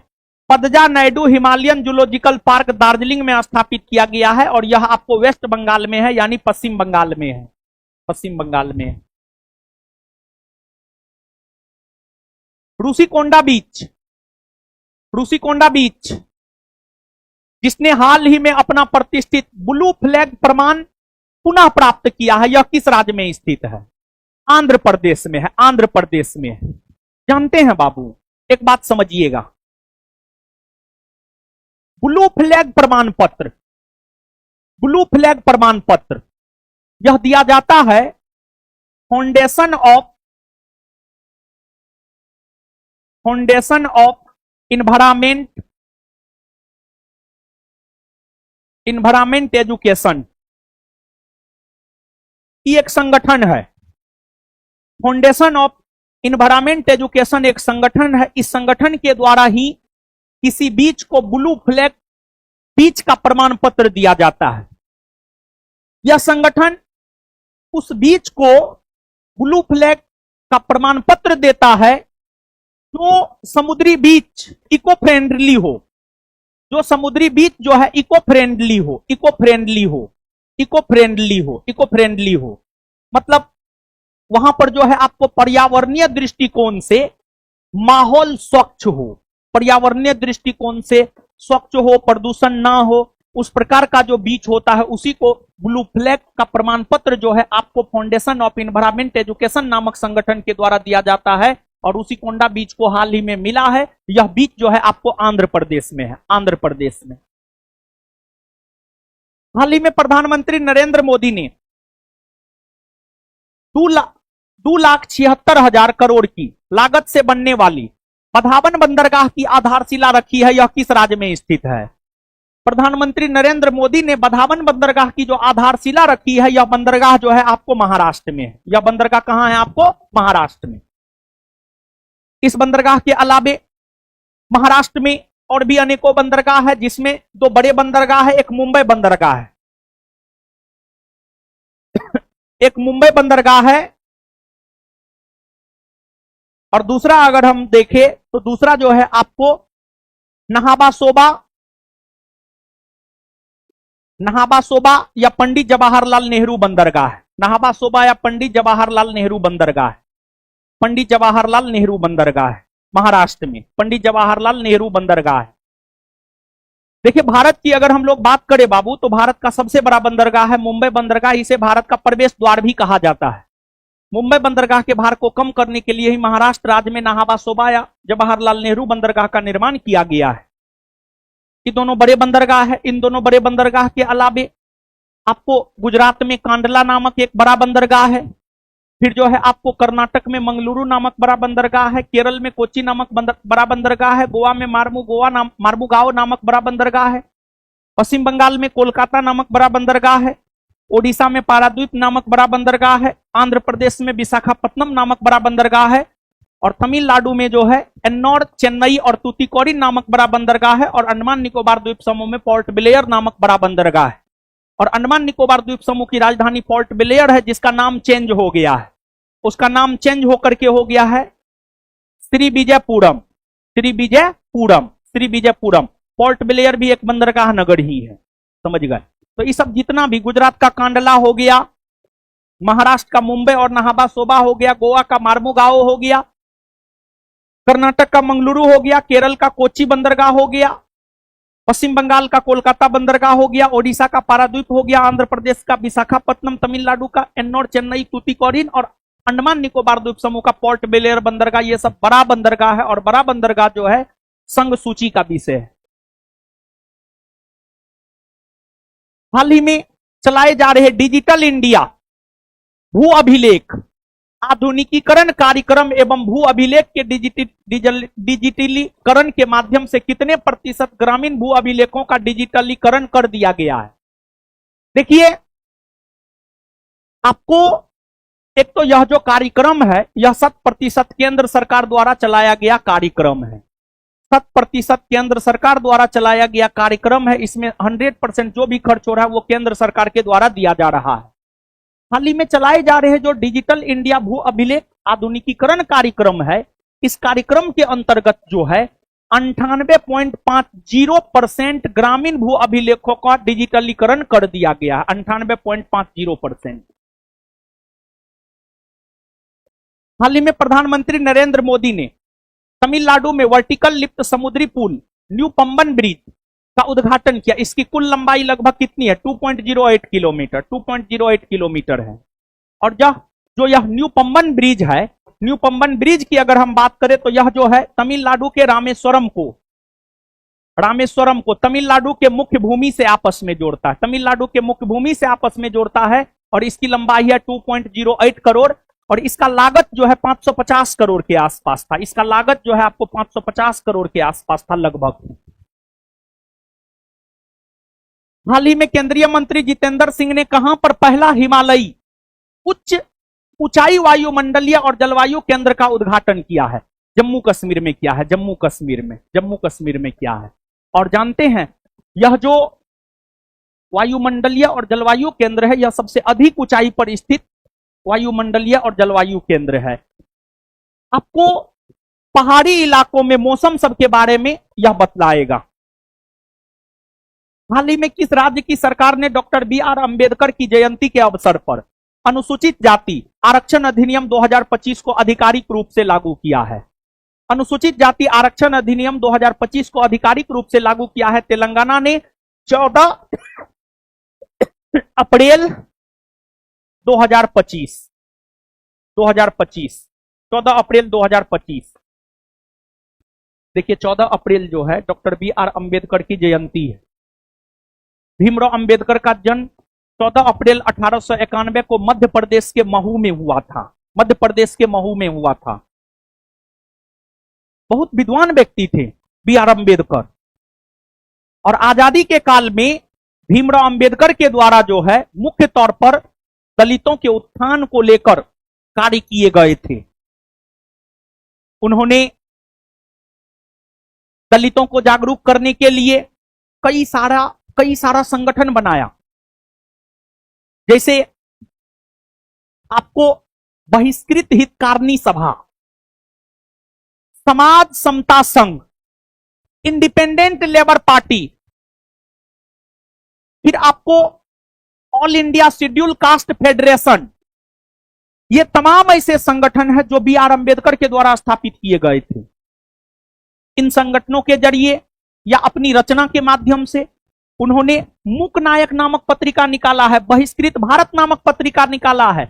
इन पत्रिकाओं के जरिए अपने लेखन शैली से दलितों को जागरूक करने का काम जो है आपको डॉक्टर बी आर अंबेडकर ने किया। और बी आर अंबेडकर के बारे में कहा जाता है कि इनका भारत की राष्ट्रीय राजनीति में प्रवेश 1930 ईस्वी में हुआ, और ये दलितों का प्रतिनिधित्व करने के लिए तीनों गोलमेज सम्मेलन जो लंदन में आयोजित हुआ था उसमें भाग लिए थे।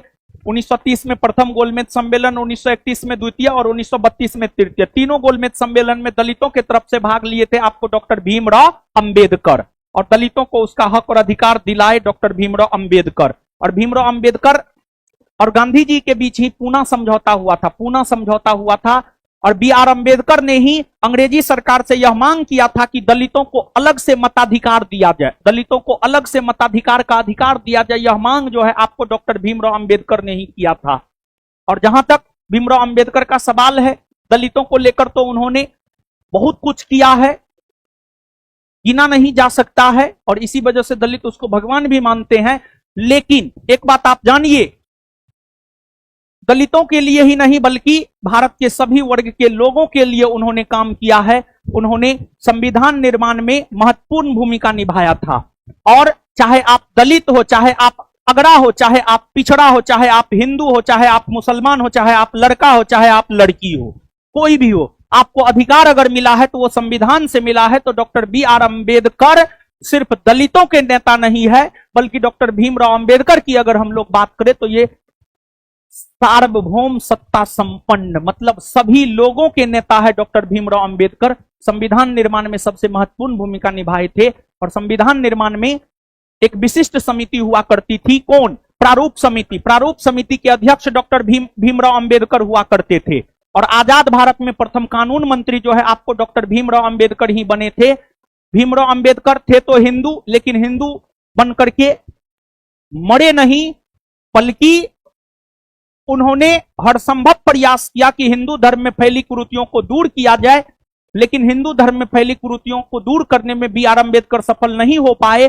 तो फिर अपने जीवन के अंतिम काल में भीमराव अंबेडकर बौद्ध धर्म को अपना लिए, और भीमराव अंबेडकर जो है बौद्ध बनकर के मरे। भीमराव अंबेडकर बौद्ध बनकर मरे, और उनका जो निधन दिवस होता है उसे महापरिनिर्वाण दिवस के रूप में मनाया जाता है। और उनका जो जन्म दिवस होता है उसे जो है आपको एक प्रकार से कहिए अंबेडकर जयंती या समानता दिवस के रूप में मनाया जाता है। समझिए 24 अप्रैल को राष्ट्रीय पंचायती राज दिवस के अवसर पर इस पंचायत को प्रधानमंत्री नरेंद्र मोदी द्वारा जलवायु कार्रवाई विशेष पंचायत पुरस्कार से सम्मानित किया गया है। देखिए आप सब लोग जानते हैं कि पंचायती राज को संवैधानिक दर्जा दिया गया है 73वां संविधान संशोधन 1992 के तहत। 73वां संविधान संशोधन पारित 1992 में हुआ, लेकिन यह लागू हुआ है 24 अप्रैल 1993। 24 अप्रैल 1993 को लागू हुआ है। और यही वजह है कि 24 अप्रैल को जो है हम लोग राष्ट्रीय पंचायती राज दिवस के रूप में मनाते हैं। तो 24 अप्रैल को जो राष्ट्रीय पंचायती राज दिवस के रूप में मनाया गया है, इस अवसर पर प्रधानमंत्री नरेंद्र मोदी ने महाराष्ट्र के तब्बा एस ग्राम पंचायत को जलवायु कार्रवाई विशेष पंचायत पुरस्कार से सम्मानित किया है? आंसर हो जाएगा तब्बा एस ग्राम पंचायत, महाराष्ट्र। हाल ही में चर्चा में रहा भारत का कौन सा शहर जो पूरी तरह से अक्षय ऊर्जा से चलने वाला विश्व का पहला शहर बना है? अमरावती, आंध्र प्रदेश की राजधानी नगर है। 19 अप्रैल 2025 को प्रधानमंत्री नरेंद्र मोदी ने दुनिया का सबसे ऊंचा रेलवे आर्च ब्रिज का उद्घाटन कहां किया है? कहां किया है? जम्मू कश्मीर में किया है। जम्मू कश्मीर में किया है। चर्चा में रहा वक्फ संशोधन अधिनियम 2025 को महामहिम राष्ट्रपति जी ने किस तिथि को मंजूरी दी है? देखिए एक बात समझिए बाबू, वक्फ जो है अरबी भाषा का शब्द है और इसका शाब्दिक अर्थ क्या होता है जानते हैं? साधारण भाषा में अगर कहे तो इसका शाब्दिक अर्थ होता है अल्लाह को समर्पित संपत्ति। अल्लाह को समर्पित संपत्ति, समर्पित संपत्ति। केंद्र की मोदी सरकार के द्वारा वक्फ संशोधन अधिनियम 2025 लाया गया और इस वक्फ संशोधन अधिनियम 2025 को लोकसभा ने 3 अप्रैल 2025 को पारित किया। लोकसभा ने 3 अप्रैल 2025 को पारित किया। राज्यसभा ने 4 अप्रैल 2025 को पारित किया। राज्यसभा ने 4 अप्रैल 2025 को पारित किया और महामहिम राष्ट्रपति ने इसी अपनी मंजूरी 5 अप्रैल 2025 को दिया। 5 अप्रैल 2025 को दिया और इस प्रकार वक्फ संशोधन अधिनियम कानून बन गया और यह लागू हुआ है 8 अप्रैल 2025 से। यह लागू हुआ है आपको 8 अप्रैल 2025 से। 8 अप्रैल 2025 से यह लागू हुआ है। हाल ही में यूनेस्को ने भारत के किन 2 कृतियों या वस्तुओं को अपने विश्व स्मृति रजिस्टर में शामिल किया है? भगवत गीता और नाट्यशास्त्र। भगवत गीता और नाट्यशास्त्र। भगवत गीता के रचयिता वेद व्यास है और नाट्यशास्त्र के रचयिता है भरत मुनि। भरत मुनि, भरत मुनि। और भरत मुनि का जो नाट्यशास्त्र है यहीं से जो है आपको नृत्य सब की उत्पत्ति हुई मानी जाती है। यहीं से जो है आपको नृत्य की उत्पत्ति हुई मानी जाती है। विशेष तौर पर आपको तमिलनाडु में एक शास्त्रीय नृत्य है भारतनाट्यम। तमिलनाडु में एक शास्त्रीय नृत्य है भारतनाट्यम। तमिलनाडु में जो शास्त्रीय नृत्य भरतनाट्यम है, भारतनाट्यम नामक शास्त्रीय नृत्य की उत्पत्ति यही नाट्य शास्त्र से हुई मानी जाती है, जिसके रचयिता जो है आपको भरत मुनि है। समझ गए? और भारतनाट्यम जैसे तमिलनाडु का नृत्य है। कुचिपुड़ी कहां का है? आंध्र प्रदेश का है। कथकली केरल का है। मोहिनीअट्टम केरल। ओडिसी ओडिशा का है। मणिपुरी सत्रिया असम का है। कथक उत्तर भारत या उत्तर प्रदेश का है। और एक बात बताइए बाबू, आदि काव्य की संज्ञा किसे दी जाती है? रामायण को। आदि काव्य की संज्ञा रामायण को दी जाती है। समझ गए? और इसके बाद जो है आपको सबसे प्राचीन वेद कौन है और सबसे आधुनिक वेद, और इसके बाद जो है आपको कौन वेद को भारतीय संगीत का जनक माना जाता है? सामवेद ना। और वेदों की संख्या कितनी? 4 ना। ऋग्वेद, यजुर्वेद, सामवेद और अथर्व। और चारों वेदों को सम्मिलित रूप से क्या कहते हैं? संहिता। क्या कहते हैं? संहिता कहते हैं। समझ गए? और रामायण के रचयिता कौन है? महर्षि वाल्मीकि। हाल ही में वही जो चर्चा किए थे थोड़ा देर पहले, हाल ही में तमिलनाडु में सरकार एवं राज्यपाल के बीच विधेयक पर निर्णय को रोककर या पारित करने के निर्णय पर किनकी अध्यक्षता में एक समिति का गठन किया गया है? जस्टिस कुरियन जोसेफ की अध्यक्षता में। जस्टिस कुरियन जोसेफ की अध्यक्षता में। हाल ही में इस राज्य के 2 प्रमुख त्योहार रथ यात्रा और बाली यात्रा को अमूर्त सांस्कृतिक विरासत की राष्ट्रीय सूची में शामिल किया गया। कहां का है? ओडिशा नहीं कहना पड़ेगा, ओडिशा ना। चर्चा में रहा ऑपरेशन सिंदूर को कब कार्यान्वित किया गया? देखिए, आप सब लोग जानते हैं 22 अप्रैल, 22 अप्रैल ना, 22 अप्रैल को जो है आपको पाकिस्तान समर्थित कुछ आतंकवादी भारत में घुसा और भारत के जम्मू कश्मीर के पहलगाम में धर्म पूछ पूछ कर मारा, ऐसा कहा जा रहा है, धर्म पूछ पूछ कर मारा, जिसे पहलगाम नरसंहार कहा जाता है। और इसमें संभवतः 26 लोग मारे गए थे, 26 लोग मारे गए थे, 26 निर्दोष लोग मारे गए थे, पर्यटक मारे गए थे। और जानते हैं बाबू, जम्मू कश्मीर की जो अर्थव्यवस्था है वह पर्यटन पर है, जम्मू कश्मीर की अर्थव्यवस्था पर्यटन पर है।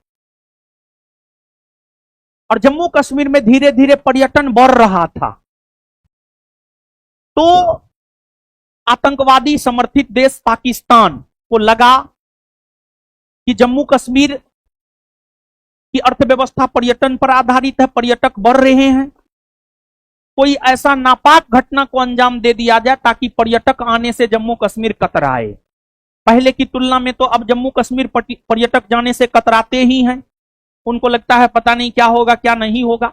लेकिन एक बार जो हो गया है जरूरी थोड़े है कि हमेशा हो, ऐसा कोई जरूरी नहीं है। तो जो पहलगाम घटना हुई थी, पहलगाम घटना के प्रतिक्रिया स्वरूप ही भारत की सेना ने ऑपरेशन सिंदूर 6-7 मई को किया, 6-7 मई 2025 को किया। और इस ऑपरेशन सिंदूर के जरिए पाकिस्तान के कुछ आतंकवादी ठिकानों को नेस्तनाबूद करने का काम जो है आपको भारत की सेना ने किया था, तो ऑपरेशन सिंदूर कार्यान्वित हुआ है 6-7 मई 2025 को। हाल ही में प्रधानमंत्री नरेंद्र मोदी ने कहां से 103 अमृत भारत रेलवे स्टेशन को पुनर्विकसित करने के लिए हरी झंडी दी है? राजस्थान के बीकानेर से। और 103 अमृत भारत रेलवे स्टेशन को जो पुनर्विकसित किया जाएगा, इसमें बिहार का भी 2 स्टेशन है। और बिहार का जो 2 स्टेशन है, एक है पीरपैंती और एक है थाबे। बिहार के पीरपैंती रेलवे स्टेशन और थाबे रेलवे स्टेशन को भी जो है पुनर्विकसित किया जाएगा। पीरपैंती और थाबे रेलवे स्टेशन को भी 103 में ये 2 भी जो है आपको शामिल है, ये दोनों बिहार का है, इसको भी जो है पुनर्विकसित किया जाएगा। हाल ही में प्रधानमंत्री नरेंद्र मोदी ने किस शहर में 58,000 करोड़ से अधिक मूल्य के कई विकास परियोजनाओं को शुरू किया है? अमरावती में, आंध्र प्रदेश की राजधानी अमरावती में। हाल ही में चर्चा में रहा विझिंजाम अंतर्राष्ट्रीय गहरे पानी बहुउद्देशीय बंदरगाह को किस राज्य के समुद्री तट पर उद्घाटन किया गया है? केरल में किया गया है, केरल में। और इसका भी उद्घाटन प्रधानमंत्री नरेंद्र मोदी जी के द्वारा ही किया गया था।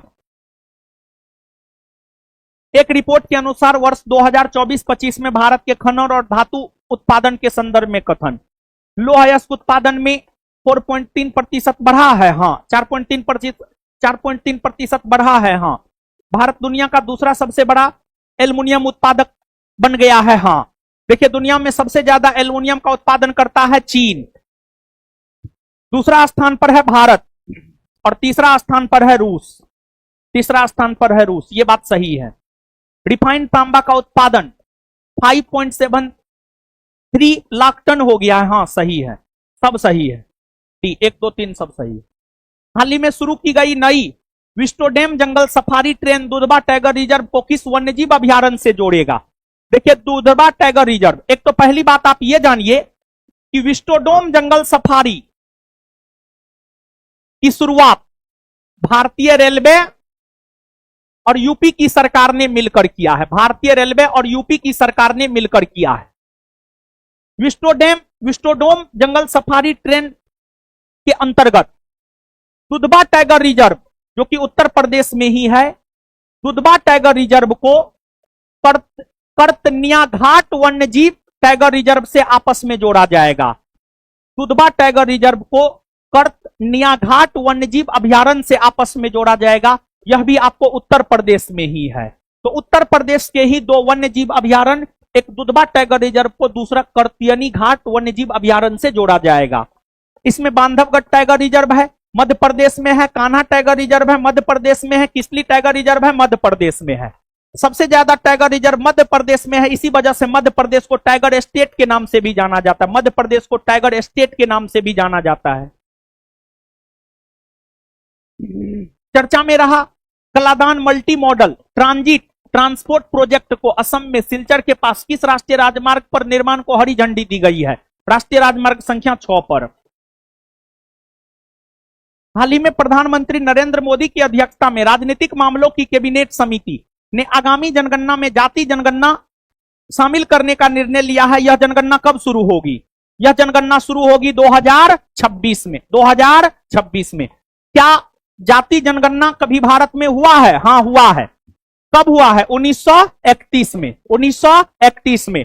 और दूसरी बात, जाति जनगणना करवाने वाला भारत का प्रथम राज्य कौन बना है? बिहार ना। और बिहार जाति जनगणना के अकॉर्डिंग सबसे ज्यादा बिहार में किस जाति के लोग रहते हैं? यादव जाति के लोग रहते हैं। समझ गए? लगभग 14%, 14% से भी अधिक है। ठीक है। चर्चा में रहा भारत का पहला जिला कौन बना है जो अपनी संपूर्ण बिजली मांग को सौर ऊर्जा से पूरा करेगा? दीव। दीव, दीव, दमन और द्वीप, दमन और दीव केंद्र शासित प्रदेश है। हाल ही में ऑटोमोबाइल क्षेत्र से संबंधित देश के सबसे बड़े गति शक्ति मल्टी मॉडल कार्गो टर्मिनल का उद्घाटन किस राज्य में किया गया? हरियाणा में। कहां किया गया है? हरियाणा में। हाल ही में भारत का पहला green hydrogen power plant pilot परियोजना के रूप में कहां शुरू किया गया है? गुजरात में। गुजरात में शुरू हुआ है। गुजरात में शुरू हुआ है। गुजरात।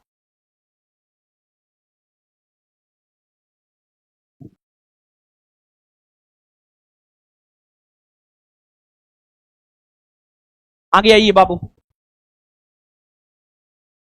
हाल ही में भारत के किस राज्य के समुद्र तट पर विशालकाय ओरफिश मछली का मृत अवशेष पाया गया? तमिलनाडु में। तमिलनाडु में। तमिलनाडु में। और तमिलनाडु के समुद्री तट को हम लोग क्या कहते हैं? कोरोमंडल तट। क्या कहते हैं? कोरोमंडल तट। और कोरोमंडल तट पर वर्षा कौन मानसून से होता है? लौटती हुई मानसून या उत्तरी पूर्वी मानसून? लौटती हुई मानसून या उत्तरी पूर्वी मानसून? उत्तरी पूर्वी मानसून से होता है। और तमिलनाडु के तट पर जो है, तमिलनाडु के तट पर जो आपको मानसूनी काल होता है या वर्षा ऋतु होता है, वह नवंबर दिसंबर में होता है। कब होता है? नवंबर दिसंबर। नवंबर दिसंबर में होता है। समझ गए?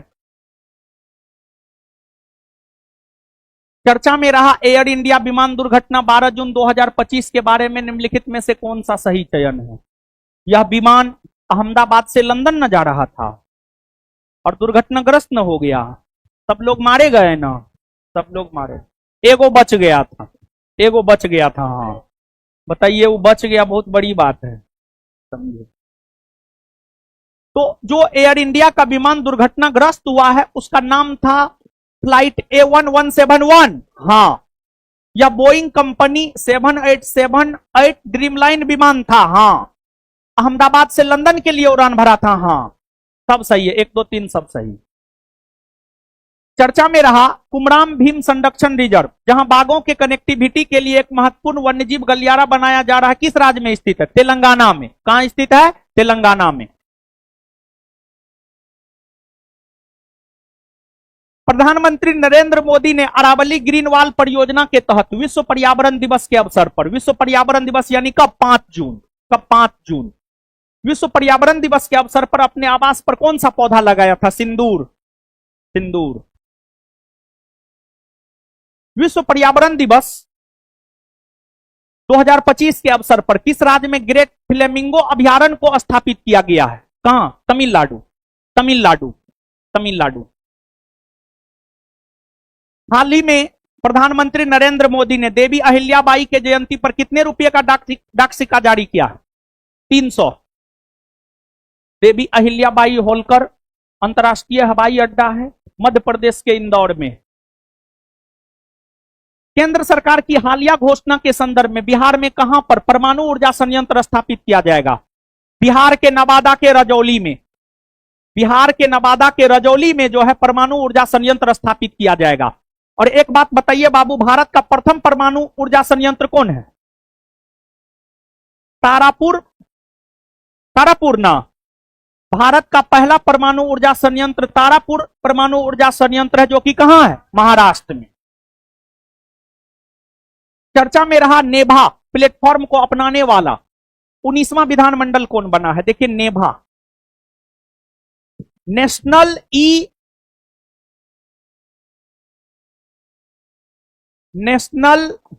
ई विधान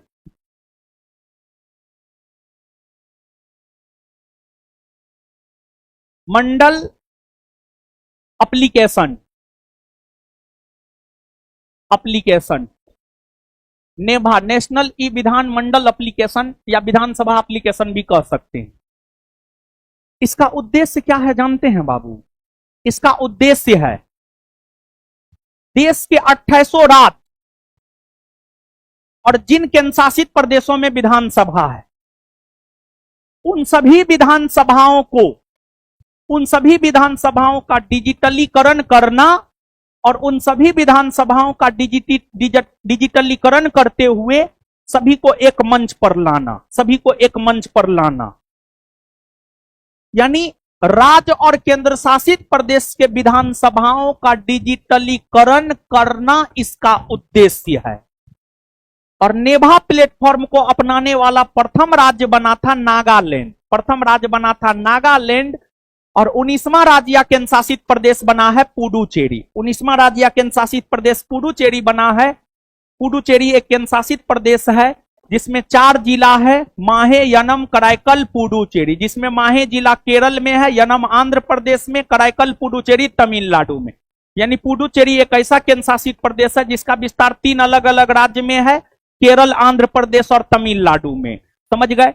और जो पुडुचेरी केंद्र शासित प्रदेश है, यहां पर किसका शासन हुआ करता था? यहां पर जो है फ्रांसीसियों का शासन हुआ करता था। फ्रांसीसी बस्ती यहां आज भी आपको देखने को मिल जाएगा। और फ्रांसीसियों ने 1954 ईस्वी में जो है पुडुचेरी का क्षेत्र भारत को सौंप दिया था। हाल ही में राष्ट्रपति द्रौपदी मुर्मू ने कहां पर महायोगी गुरु गोरखनाथ आयुष विश्वविद्यालय का उद्घाटन किया है? उत्तर प्रदेश के गोरखपुर में। चर्चा में रहा भारत का पहला ट्रांसजेंडर नेतृत्व वाला सबरंग क्लिनिक कहां खोला गया है? चर्चा में रहा भारत का पहला ट्रांसजेंडर नेतृत्व वाला सबरंग क्लिनिक जो है हैदराबाद में खोला गया। हैदराबाद। हाल ही में यूनेस्को की विश्व धरोहर सूची में शामिल मराठा सैन्य परिदृश्य में तमिलनाडु का कौन सा किला शामिल है? जिंजी किला। हाल ही में भारत के पहले स्वदेशी रूप से विकसित दाबयुक्त भारी जल रिएक्टरों को 5 साल के लिए लाइसेंस दिया गया है। काकरापारा परमाणु केंद्र को। काकरापारा परमाणु केंद्र है कहां? कहां है? काकरापारा परमाणु केंद्र गुजरात में। नरोरा परमाणु केंद्र उत्तर प्रदेश में है। रावत भाटा राजस्थान में है। केगा कर्नाटक में है। और तारापुर तो आप जान ही लिए हैं महाराष्ट्र में। और उसके अलावा जो है आपको एगो कुडनकुलम है। कुडनकुलम परमाणु केंद्र जो है आपको तमिलनाडु में है। और कुडनकुलम के बाद जो है आपको एगो कलपक्कम है। और कलपक्कम की अगर हम बात करें तो कलपक्कम भी जो है आपको तमिलनाडु में है। कलपक्कम भी कहां है? तमिलनाडु में। हाल ही में आर्टिफिशियल इंटेलिजेंस के लिए किस राज्य में देश का पहला AI प्लस कैंपस खोला गया है?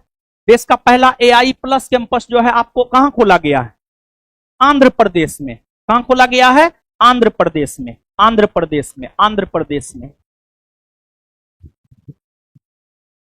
चर्चा में रहा भारत का पहला एक्वाटेक पार्क का उद्घाटन किस राज्य में किया गया है? भारत का पहला एक्वाटेक पार्क अगर देखा जाए तो इसका उद्घाटन असम में हुआ है। और इसका उद्देश्य है मछली उत्पादन को बढ़ावा देना। इसका उद्देश्य अगर देखा जाए तो इसका उद्देश्य है मछली उत्पादन को बढ़ावा देना। इसका उद्देश्य है। हाल ही में किस राज्य सरकार ने पारिस्थितिकी असंतुलन की जांच के लिए हिमालयी राज्यों के शहरों की वृक्ष क्षमता का आकलन शुरू किया है? उत्तराखंड ने। उत्तराखंड ने। हाल ही में भारत का पहला कार्बन न्यूट्रल पंचायत पल्ली गांव बना है। यह किस राज्य में स्थित है? यह जो है आपको जम्मू कश्मीर में स्थित है। और पल्ली गांव में जो है सौर ऊर्जा का उपयोग होता है। पल्ली गांव में जो है आपको 100% सौर ऊर्जा का उपयोग होता है। भारत का पहला कार्बन न्यूट्रल पंचायत बना है पल्ली गांव, जम्मू कश्मीर में है। यहां पर सौर ऊर्जा का प्रयोग होता है, सौर ऊर्जा का। हाल ही में किस राज्य ने पवित्र ग्रंथों के बेअदबी के खिलाफ सख्त कार्रवाई के लिए विधेयक को मंजूरी दी है? देखिए, पवित्र ग्रंथ के बेअदबी के खिलाफ सख्त कार्रवाई के लिए विधेयक को मंजूरी दिया है पंजाब। देखिए, पंजाब की अगर आप बात करेंगे तो जो पंजाब है, पंजाब में मुख्य तौर पर कौन धर्म के लोग रहते? ज्यादातर सिख लोग पंजाब में है। ज्यादातर सिख लोग पंजाब में है। और सिखों का पवित्र ग्रंथ क्या है? सिखों का पवित्र ग्रंथ है गुरु ग्रंथ साहिब। गुरु ग्रंथ साहिब। और गुरु ग्रंथ साहिब की रचना क्या है? सिख धर्म के 5वें गुरु गुरु अर्जुन देव ने। और सिख धर्म में टोटल कितने गुरु हुए? 10। प्रथम गुरु गुरु नानक, गुरु नानक के बाद दूसरे गुरु गुरु अंगद, फिर गुरु अमरदास, गुरु रामदास, गुरु अर्जुन देव, गुरु हरगोविंद, गुरु हर राय, गुरु हर किशन, गुरु तेग बहादुर और गुरु गोविंद सिंह। तो सिख धर्म के 5वें गुरु गुरु अर्जुन देव ने गुरु ग्रंथ साहिब की रचना किया। और गुरु ग्रंथ साहिब को वर्तमान रूप दिया है गुरु गोविंद सिंह ने, जो कि सिख धर्म के 10वें एवं अंतिम गुरु हुए। तो सिखों के जो पवित्र ग्रंथ गुरु ग्रंथ साहिब है, अगर उसको लेकर के कोई बेअदबी करता है, मतलब गुरु ग्रंथ साहिब का कोई सम्मान नहीं करता है, तो फिर उसके खिलाफ जो है सख्त कार्रवाई की जाएगी। उसके खिलाफ सख्त कार्रवाई की जाएगी। इसको लेकर जो है आपको विधेयक को मंजूरी दिया है पंजाब राज्य ने। और पंजाब में आम आदमी पार्टी की सरकार है। यहां के मुख्यमंत्री है भगवंत मान। हाल ही में सिंगटूर केबल स्टेट ब्रिज का उद्घाटन किस राज्य में किया गया है? कर्नाटक में। किस राज्य में किया गया है? कर्नाटक में। किस राज्य में हुआ है? कर्नाटक में। कर्नाटक में। अब देखिएगा, ये जो क्वेश्चन नंबर 1 से लेकर 70 तक था, 1 से लेकर 70 तक जो था, ये राष्ट्रीय घटनाक्रम से संबंधित जनवरी 2025 से जुलाई 2025 के जो महत्वपूर्ण घटना है उससे रिलेटेड जो है आपको ये प्रश्न था। और भी राष्ट्रीय घटनाक्रम में हम आपको प्रश्न करवाएंगे बाबू, समझ गए। लेकिन इसके बाद क्वेश्चन नंबर 71 से अगर आप देखेंगे तो पुरस्कार से आ जाता है। तो पुरस्कार राष्ट्रीय पुरस्कार है, अंतरराष्ट्रीय पुरस्कार है। तो पुरस्कार से रिलेटेड क्लास जो है आपको कल होगा। तो बैठे रहिए आप लोग, बैठे रहिए, बैठे रहिए, बैठे रहिए। ऑफलाइन वाले लोग बैठे रहिए, ऑनलाइन वाले लोग और यूट्यूब वाले लोग विदा लेते हैं। पुनः मिलेंगे। धन्यवाद सभी लोगों का। बैठे रहिए, ऑफलाइन वाले लोग बैठे रहिए, ऑफलाइन वाले लोग बैठे रहिए।